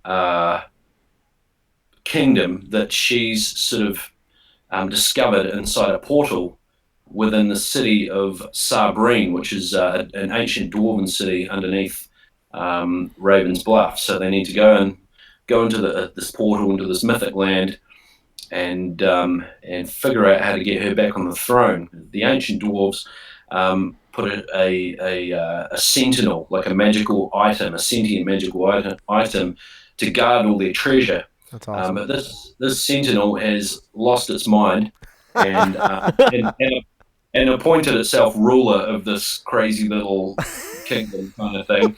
Now has enslaved all these dwarves to kind of mine minerals inside this kingdom to create more kind of sentient little magic sentinels kind of thing. So the characters have to get in there and somehow get control of the kingdom back from this sentient magical item. So that's kind of maybe an idea for my next. Sounds awesome. It really does. For my next book.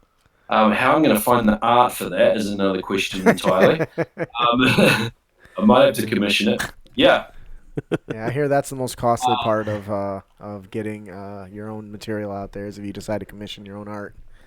Yeah. The other thing that I'm sort of thinking about is where my last solo adventure ends, which is kind of in the Moonsea region. I then have to sort of like look around that area and go, okay, where could the character conceivably travel to next, kind of thing, because they're on foot, and maybe kind of think about putting an adventure in that place, and also looking for on the Faerun map, on the Forgotten Realms map, looking for big gaps where anything could be in there. You know what I mean? Where I can actually create a little village, and not be so restricted by the lore in that area. I can kind of create my own lore a little bit. I feel like Forgotten Realms really gives you that opportunity. You're restricted to the Forgotten Realms, so you kind of got to work with them. I feel like it's okay. I feel like Forgotten Realms does a really good job of giving you lots of empty space. I think they did a pretty good job on that. So definitely. Yeah.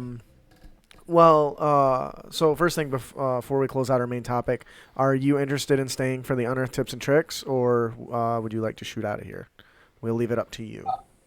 So, tips and tricks? Yes. Well, you guys asked if I could have something available to contribute, kind of thing. Yes. I have to go and clean cobwebs off my house.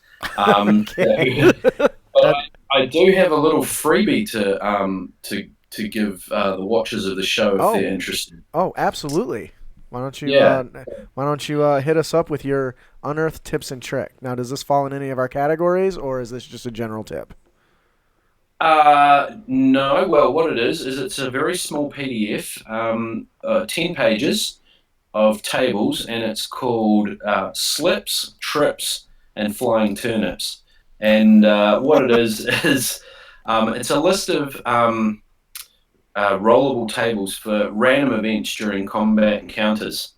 Not like crit fails or anything like that. More just I'll just pull the PDF up and give you guys a little sample. But I'll send you the PDF. Is this by 5e Solo Gamebooks? It is indeed. I found the link, and I will put it in the show notes for our listeners.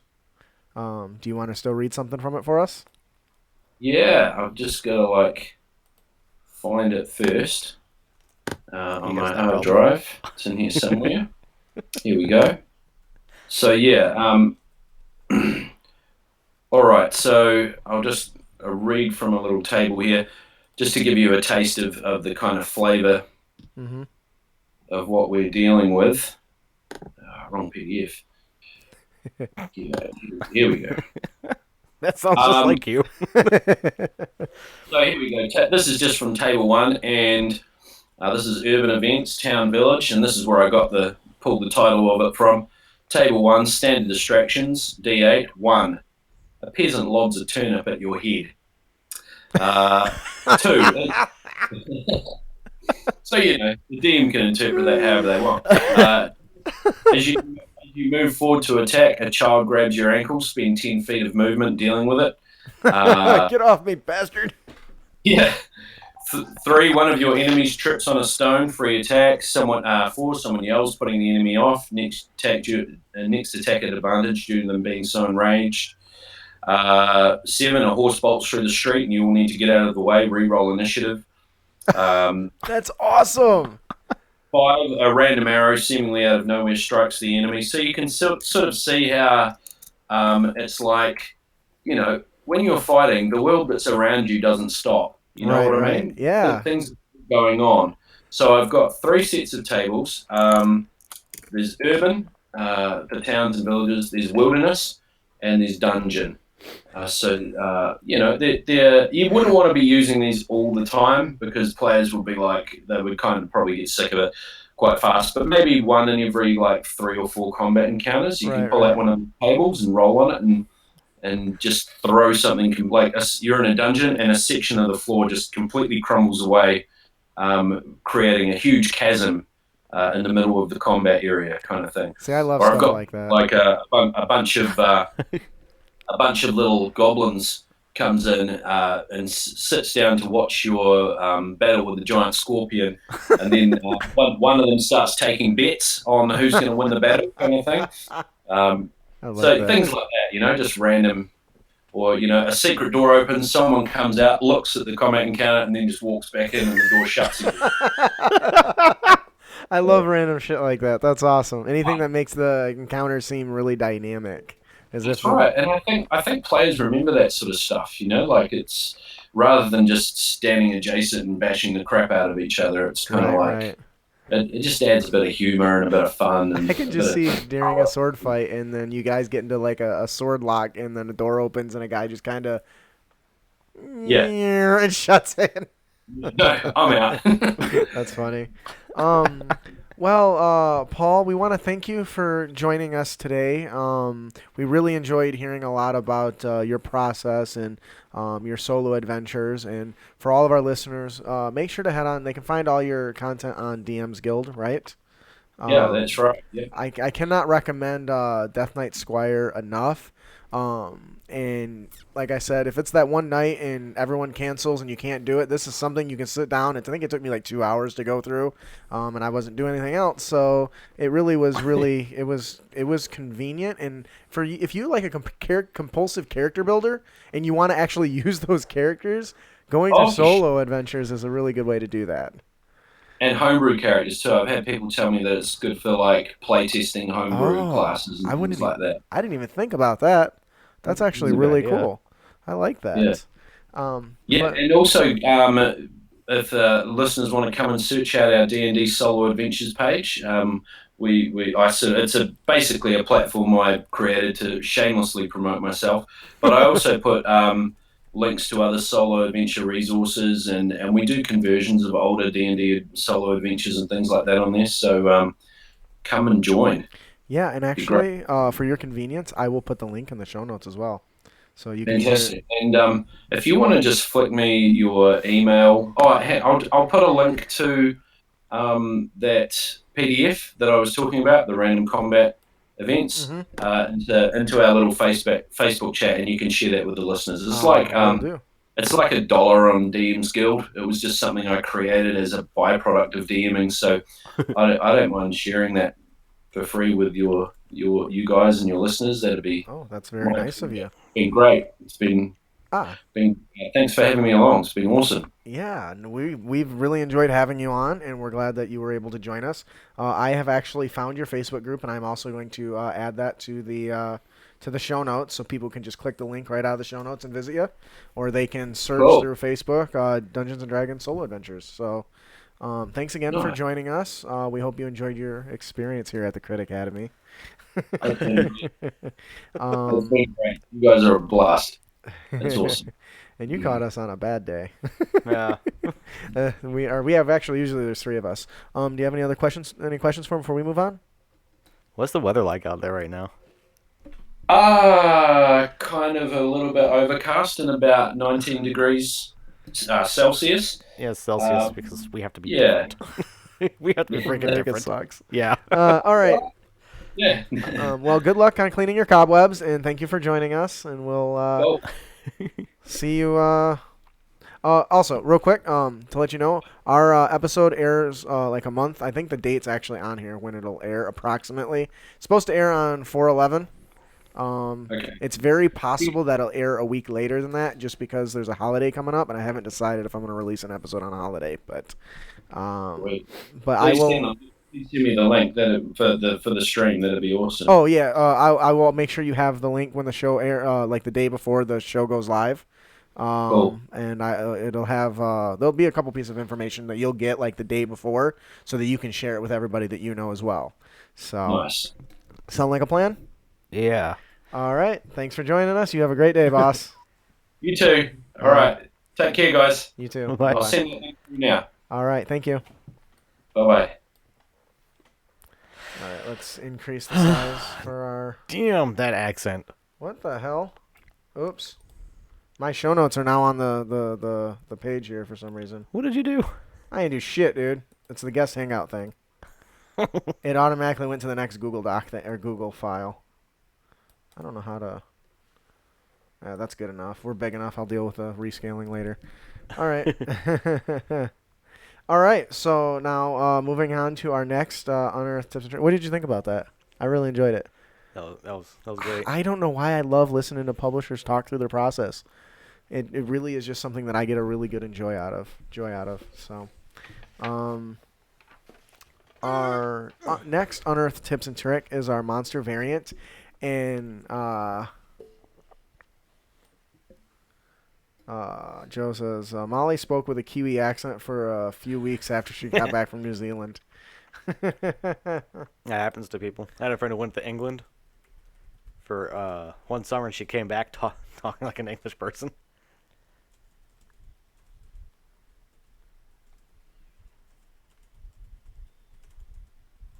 Type. Sorry. Oh yeah. Yeah. So our next unearthed and trip, blah blah blah. Our next unearthed tips and trick is our monster variant, conveniently called the Dark Knight. With the whole Death Knight thing going on. If you don't know, a Death Knight is a very high level creature. I think it's like a CR 16 or 17 or something. So sometimes that's not enough for me. I want that feel, but I want it in a smaller. Well, sometimes I want that same feeling, but I want it in a smaller package. So you wanted to make it a CR fuck me? No, a CR 3 actually, but hey. Oh, okay. So I decided to kind of take that feel and give it to the Knight class or the Knight monster, the Knight. So in order to really get that feeling, we needed a few key new abilities. So the new feature that we give it is we have Martial Undead. Unless the Dark Knight is incapacitated, it and undead creatures of its choice within 60 feet of it will have advantage on saving throws against being turned. The feature against features that turn undead. So it makes them more resistant to an ability that's designed to stun them away, which I think is just fantastic. Do you want to take the next one, next feature there? The Flames of Nine Hells. Ooh, that sounds cool. That sounds terrifying. It's supposed to be. As a bonus action, the Dark Knight can summon forth fiery flames from the Nine Hells and imbue them within his melee weapon for 1 minute. Ow. The blade glows a black and purple flames and sheds dim light within 10 feet. When the Dark Knight hits a target with a melee attack, the target ignites in flames. You sure this is a CR3? Well, its damage doesn't go out of the range, if that's what you're asking. At the start of each of its turns, Will it kill people? Probably. or after 1 minute, the target must make a DC 13 con save. Must make a DC 13 con save. On a failed save, it takes 1d6 fire damage. On a successful save, the effect ends if the target or a creature within 5 feet of it is... Uses an action. Yeah. If the target or a creature within 5 feet of it uses an action to put out the flames, or if some other effect douses the flames, the effect ends. That would suck. Basically, it turns his weapon into like a flame spurge or flame firebrand or whatever the flaming sword is. It doesn't increase the damage of the weapon per se, but it catches them on fire, causing them to burn, which I think is Not really only cool. does it cut you, but it sets you on fire. I like the description with the kind of the dark purple flames. I just think that sounds awesome and would give it kind of an otherworldly feel. Now, of course, we wouldn't be Death Knighty if we didn't have some sort of powerful Death Knighty blast, right? So we have the Hellfire Blast. The Dark Knight hurls a black and purple magical ball of fire that explodes at a point it can see within 120 feet of it. Each creature within a 20-foot radius sphere centered on the point must make a DC 14 dexterity saving throw. I think that number might be a little high. I'd have to double check. Could be a 13. Change it if you think it's too high. The sphere spreads around corners. A creature takes 4d6 fire damage and 4d6 necrotic damage on a failed save, or half as much on a successful one. So, essentially, I took the idea of one of the Death Knight's ability, like the black orb or dark orb or whatever, this Hellfire orb maybe, I don't remember what it's called, and I just supplemented it with Fireball and just gave it a different name. He can only use it once per day, which means he'll only fire it off once in an encounter. But that should be like the opening move. F you, kaboom, you know? Because that'd be pretty intimidating if that's the first move of this guy with this giant, like, greatsword or something, you know what I mean? Because then they got to wonder if he can do it again, you know? But the idea is to really give this character the Death Knighty feel, but without the such power. So bringing him down to a CR3 and calling him a Dark Knight, he's like a baby Death Knight, I guess you could say. He's not quite not quite earned his death wings or anything yet. But I thought this was a really fun one. I've done something similar with like Eldritch Knights and kind of mixing them with my creatures, and this ended up being a really nice way to do that. I think that this could be really cool in like a very low tone game where it's got a very dark and gritty kind of feel, because this big black guy in full plate armor just shows up ready to rock your world.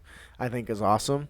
I think you can get really creative, like how the fire blast works, whether it hurls from his blade or from his, like he pulls his helmet off like Scorpion and then shoots it out of his mouth or something like that would be really cool. The Dark Knight causes chaos in Gotham. You don't understand. A different Dark Knight, bro. You see, you cut somebody with a sword, nobody bats an eye. But when you get blown up by a fire blast with fire and acid, everyone loses their minds. That's funny. Do you have any other ideas or thoughts on this? How you can kind of see this kind of creature being involved in a battle, like maybe a boss, maybe like a low level boss. Yeah, I could see that. I could also see this being the kind. Oh, yeah. Yeah, you're way off. That's why you wear the headset, bro. Yeah, I thought no. The headset so you can hear yourself. So I you thought know the headset was so I could hear our awesome music and stuff. No, it's so you can hear yourself. That was sarcasm. Whatever, Dick. I can imagine this being a boss that you begin a fight with or something like that, or he says, "Hey, I'm gonna get you," and he runs off and you chase after him, and he puts you into or leads you into a small area, just a room, and then he sets off the Hellfire Blast where you can't get out. You cannot escape. Whoops. So this cool. He just sent me the link for his little turnip thing he was talking about. So instead of sending you to the DMsguild link, what did he call it? Slips, trips, and flying turnips, right? Yeah.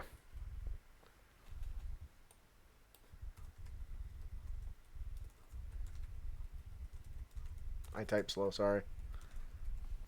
All right. What the fuck? Shut up. Hold on. So he actually gave us a link so you can get it for free because it costs $1 in the DMs Guild. So definitely head on over and check out this awesome surprise UTT and surprise free product. Compliments of BC Beats. That's awesome. Thank you, Paul. Make sure to visit his group and join it. This magic item. All right, there we go. Make sure I add that because I would undoubtedly forget. So that'll do it for our monster variant, the Dark Knight. Not to be confused with Batman. Our encounter of the podcast is the Undying Spectre. So I just started watching Supernatural again. I started back from the beginning and watching it with the wife. So this is kind of the inspiration of this. So the idea behind this is having an encounter. In this example, I chose a specter, an apparition that can't really be killed. They can kill it off in one encounter, and then it just comes back later, and repeatedly coming back and back and back after they've decided they've defeated it, until finally you start to feed them a little bit of information that they need a special ritual or some sort of a special ritual to weaken it, or maybe there's a specific type of ritual needs to take place in order to make it killable, essentially. Yeah. It can be, in Supernatural, for example, they can't pass like through salt and stuff like that. So maybe you would have to encircle it in salt and attack it while it's strapped inside to get rid of it. Or maybe you need to figure out who the specter was in a previous life and find an object of itself and burn it. Or maybe you need to trick it into going into hallowed ground and you need to kill it over hallowed ground. Or maybe you need to trap it in a circle of salt, have an old possession on hallowed ground, and burn it and kill it at the same time. Coming up with a creative way to deal with a monster than outright just trying to kill it. Now, it's weak enough that every time they encounter it, they can kill it. But if it's coming back like every 15 minutes or every 20 minutes, eventually the heroes are going to get exhausted from dealing with it. And so it's going to start to tax their resources. Especially, this is always good for like the mages in the group, because they like to burn all their spell slots and pump out power instantly, and then they're gone. And poof, 20 minutes later, this thing is terrorizing them again. Instead, this is a good way to have the person that likes lore and likes that sort of style of play, likes to investigate, help them to uncover these sort of ideas and rituals and things that need to be done in order to properly dispose of this menace. What do you think about that? I think that would just be a horrendous encounter and so annoying after so long. But I think something else could be added would be You're fine. I got you. I'm just helping you. It would be like adding the thought that specters and ghosts, it's usually common knowledge that they can't cross water. Is that common knowledge? I don't think that's a thing in 5e, but maybe. Usually. Well, even if it's not. Some sort of restriction DM, like that. The DM could go somewhere along the lines of that and say, hey, the specters, ghosts, apparitions, they can't cross water.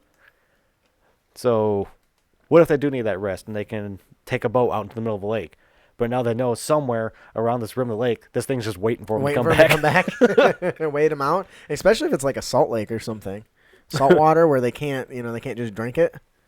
Do they have non-saltwater lake? I mean, saltwater lakes. I know they got yeah, I think they do. The Dead Sea or something. I don't know. Anyways, so the idea behind here is pretty simple. It's not that we're just outright killing something is going to do the job, and I think it would make for a very interesting encounter, and I think it would be a good change of pace. I think it's really good to make your players think. And especially, and on top of that, this actually works out really good because this could be a format that really engages the person who loves to kill stuff, because they get to just do it over and over and over, while the other people are doing that like to do the investigation type stuff and the learning can go do that. So you might be able to split the party into two groups, which traditionally isn't a good thing, saying, okay, your guys' sole goal is to deal with this thing and keep it distracted so it isn't terrorizing people while you figure out how to kill it. So basically the players are just marching around ready to burn this shit, And what else I think would be awesome is if whenever they quote unquote kill it, because it keeps coming back, right, that you give it some sort of an ambient feature that the players know that it's coming back for them, like a noise or something. like there's a soft whisper or something associated with the specter, which lets you know that it's coming back. I will kill you. It's Jason Voorhees. Anyways, yeah, I agree, and maybe it could be some sort of clear either noise or clicking. I like that. The Predator. Something like that, and it could be kind of feed it and get that creepiness. Anyways, I think that's a fun idea. I can't wait to actually run another one. I actually did something like this years ago, based on when I was first watching Supernatural, and that's how I remembered it. But I definitely recommend giving it a shot. And now we use a specter. You can use whatever ghostly figure you want, or just a regular monster. Some beast bound to somebody magical. Yeah, even the inspectors are hard. Yeah. Yeah, they can literally kill you in one shot at early levels because they I think if your HP drops to 0, you're just dead. So, and I think, if I'm not mistaken, that's a Spectre that does that. I think it's a Spectre too that once a person reaches 0 HP and they die, they become a Spectre too. Or is that doesn't sound right, but maybe. Or is that a? I don't think that's a thing. It could be. I could be mistaken. Anyways, that's a lich. That's not true either. Yeah. That is our okay. That is our encounter of the podcast, the Undying Spectre. Our magic item of the podcast is submitted by listener Joe Hickles, the Sash of Scouts Master. Now, he says, I've always wanted to submit a magic item. This was inspired by the This was inspired by the robe of useful items. I feel like you should be doing the magic items parts in your Deckard Cain voice. And fuck anybody that doesn't like voices. That's not true. I love you. The Sash of Keep the listening. Scouts Master. You start over because I was talking. I'm sorry. I love you. I love all of you. You're all hot. Sorry, Deckard Cain, last of the Horadrim. This week's magic item is brought to you by listener Joe Hickles. It's not like an infomercial. The Sash of the Scouts Master. He says, I've always wanted to submit a magic item. This was inspired by the robe of useful items. Sorry. The Sash of the Scouts Master. This well-crafted mustard yellow sash was rumored to have belonged to a veteran scout leader. It is adorned with 28 patches of various shapes and colors, one of each skill, acrobatics, stealth, etc. Tool set, asterisk. The asterisk says only one artisan tool. Gaming set. You don't need to read that. Just start a tool set. And one for vehicles, land or water. While wearing the sash, you can use an action to detach one of the patches, imbuing the wearer with the knowledge that the patch represents. You can now add double your proficiency bonus to checks made using that skill or tool, for up to 1 hour. Jeez. Once the last patch is removed, the sash becomes an ordinary garment. However, provided you did that. That was awesome. That was right on it. Sounded just like it. Provided the wearer has used all the patches and not another character, the character is granted the Jack of all trades ability. That is a very interesting item. First of all, Joe, thank you for your submission. I think this is a really cool item. I think that being able to temporarily boost your skills in something is pretty cool. And being able to say, wait, I got a patch for that. Hang on. And rip a patch off and lift, a portcullis or something heavy. There's 28 patches. Is there some meaning behind that? Adorned with 28 patches. Every time you remove a patch, it jacks up your advantage to that, or your proficiency. I get it. I don't understand why you laugh, though. I guess I don't. Because that gives you 28 different chances. Oh, well, you get to pick one. The way I understand it, you get to pick them. Now, I don't know if you pull off this one and it's got 5 that are acrobatics and 6 that are stealth. I don't know how well that is put out. But I would say you just pull it off, and it says it's various shapes and colors, so I think the DM can kind of decide how many of each. But I think this is really cool. When you detach it, you get a temporary buff to that skill, which I think is cool because if the rogue, is walking across a trip line or across like a tight wire and fails, and you're a giant freaking dwarf with big full plate armor and a giant axe, and you're like, I've got this, and you pull the patch, and then you're like tiptoeing. And he's like balancing with his axe as he's crossing. I just think that that's really cool.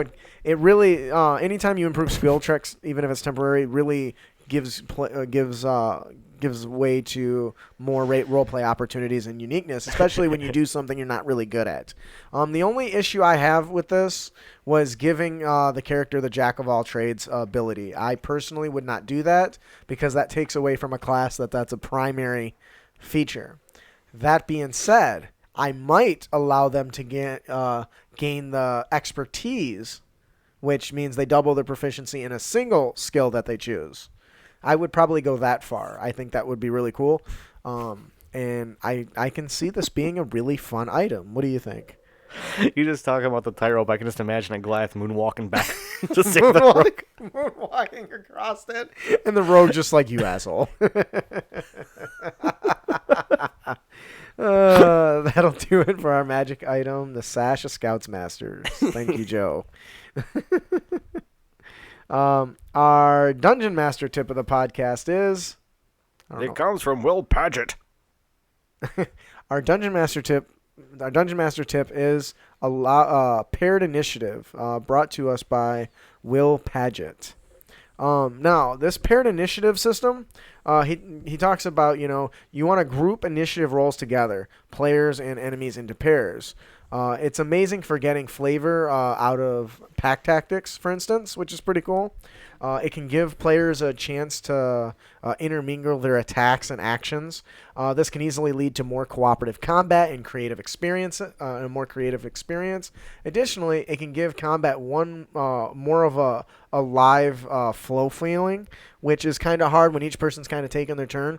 I think that works best when the DM constantly recites after every person's turn what's happening. It's the only way to get that cohesive feeling. And it can speed up larger group combats. And so in addition to the description, he actually gave us we actually have an example here. So it says, a barbarian and a monk team up. Both gang up on a large ogre. The barbarian rushes forward and strikes the foe with one of his two attacks. The monk then vaults over the barbarian, using his back using his blah blah blah. The monk then The monk then vaults over the barb, using his back as a ramp. Okay, so I'm not stumbling over that. It's not right. All right. The monk then vaults over the barbarian, using his back as a ramp to reach the ogre's head, and lays into him with a single blow and stuns him. As the ogre staggers back, then the barb uses his extra attack to knock the enemy prone, and the monk rides the ogre down for an epic elbow drop. It certainly makes things more interesting and keeps all the players thinking about how they can get creative together while waiting for their turn. No, I did this when we were doing that game on Discord. You did? Yeah, I rode someone's back, and I used that to my advantage to make a surprise attack because, what was I, a halfling? Yeah. I was a halfling on a very big character. Yep. He was a barbarian. He jumped down to the main enemy off of off the second floor. And as he fell, I jumped off his back as a surprise attack because I was so small and they couldn't see me. Yeah, so I've actually used the paired initiative a couple different times. I did it once when I first read this, some time back. I don't remember when I got this. It was a while ago. Sorry, Will. I used it once when I first got it just to see. First of all, it definitely speeds up combat because then you don't get the two people... they're kind of thinking about what they're going to execute before their turn comes. So when it comes to their turn, they've already got it planned out.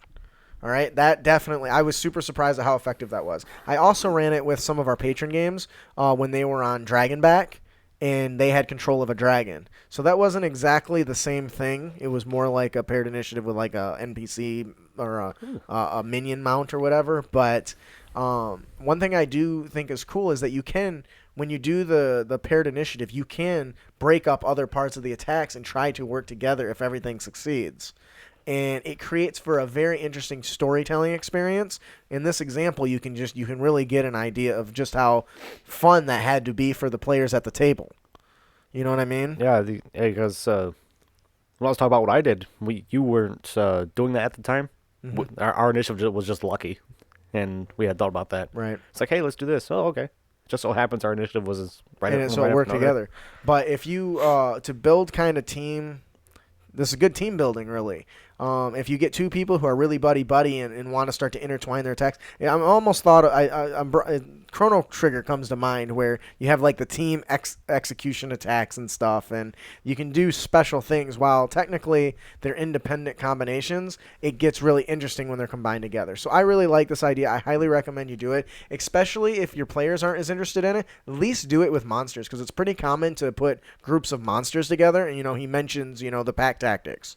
You know what I mean? If you've got 4 goblins and then a goblin lord, the goblin lord has his own initiative, but generally the 4 goblins have their own initiative, or have the one initiative for all of them. So you could have something where the first guy charges in and tries to knock you down, and the next one jumps over top of him and kind of dog piles on top of you. And when that happens, he tries to grapple you, and then the other two's flank around the sideways, got you pinned down and attack. And being able to really have that sort of combat flow is really important, and really can make the game more enjoyable. So,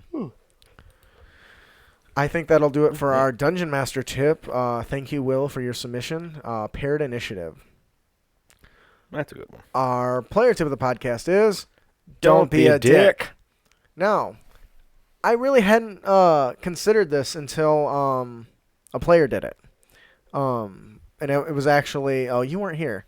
I have a new player that came and joined our game. She's a bard, and she started playing noises on her phone. Now I've thought about it, but I've never really it doesn't happen that often. If you're a player, you can use sound effects too, just like the DM can, right?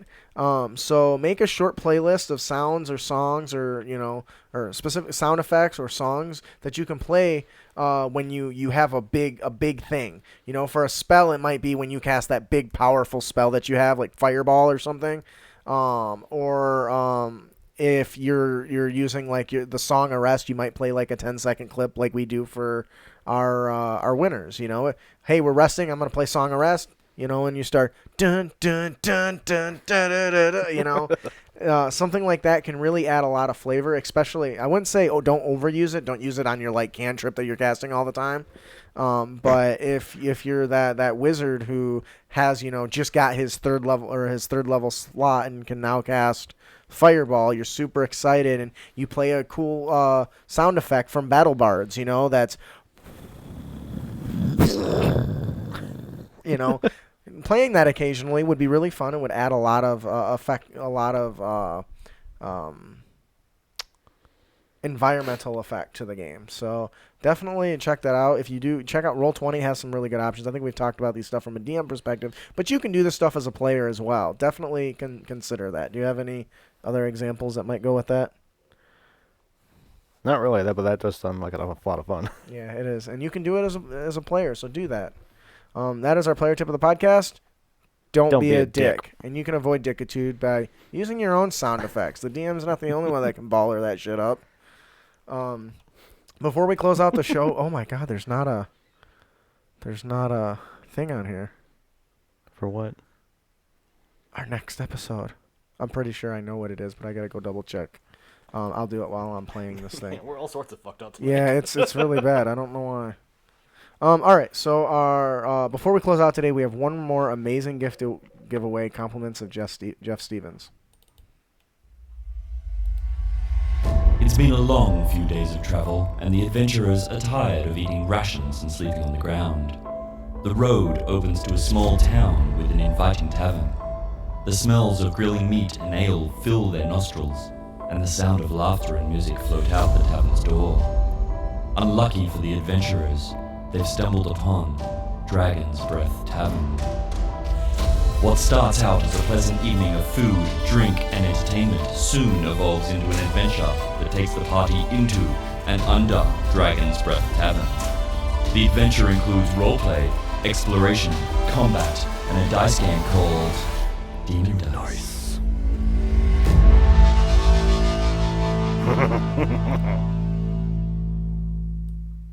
Brandon, who's our winner today? Our winner this week is Throw Away Woodsman. When it comes crashing down and it hurts inside,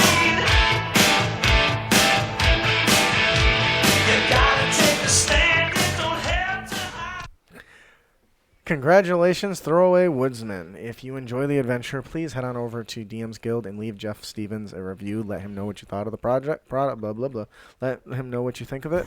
And feel free to give us a shout out and tell him you got it from Crit Academy. I think I never thought to add that before. I probably should. We hope you... So thank you guys for joining us today. We hope you will join us for our next episode where we hear feedback from you, our heroes. We will be having... We will discuss insert object. Shut up. We will have Jome Gemstone on, host of... Oh, shit. Mage something. It's Archetype Teachings of an Archmage, but I couldn't remember if you decided if it was Archmage or Archmage.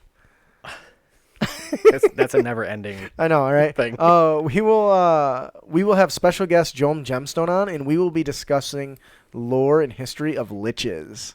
If you don't know who Jome Gemstone is, first of all, he's a patron of ours, but he's also a host of this awesome podcast. If you've not listened to it, I don't like to read lore as much as I like to listen to it, and his show is really good about feeding you lore in a very nice flow, and he's just got an awesome voice. So definitely you can find him on iTunes. Check him out. If you have any feedback, unearth tips and tricks, or blah, blah. If you have any feedback, unearth tips and tricks, or topics you would like us to discuss, please send them to us. You can email them to us at critacademy@gmail.com or find us on Twitter and Facebook at Crit Academy. We hope you've enjoyed your experience here at the Crit Academy. If you did, you can help others find the show by leaving a hopefully 5-star review on iTunes or your platform of choice. Or just send us a message telling us how much you enjoy the show. Yeah.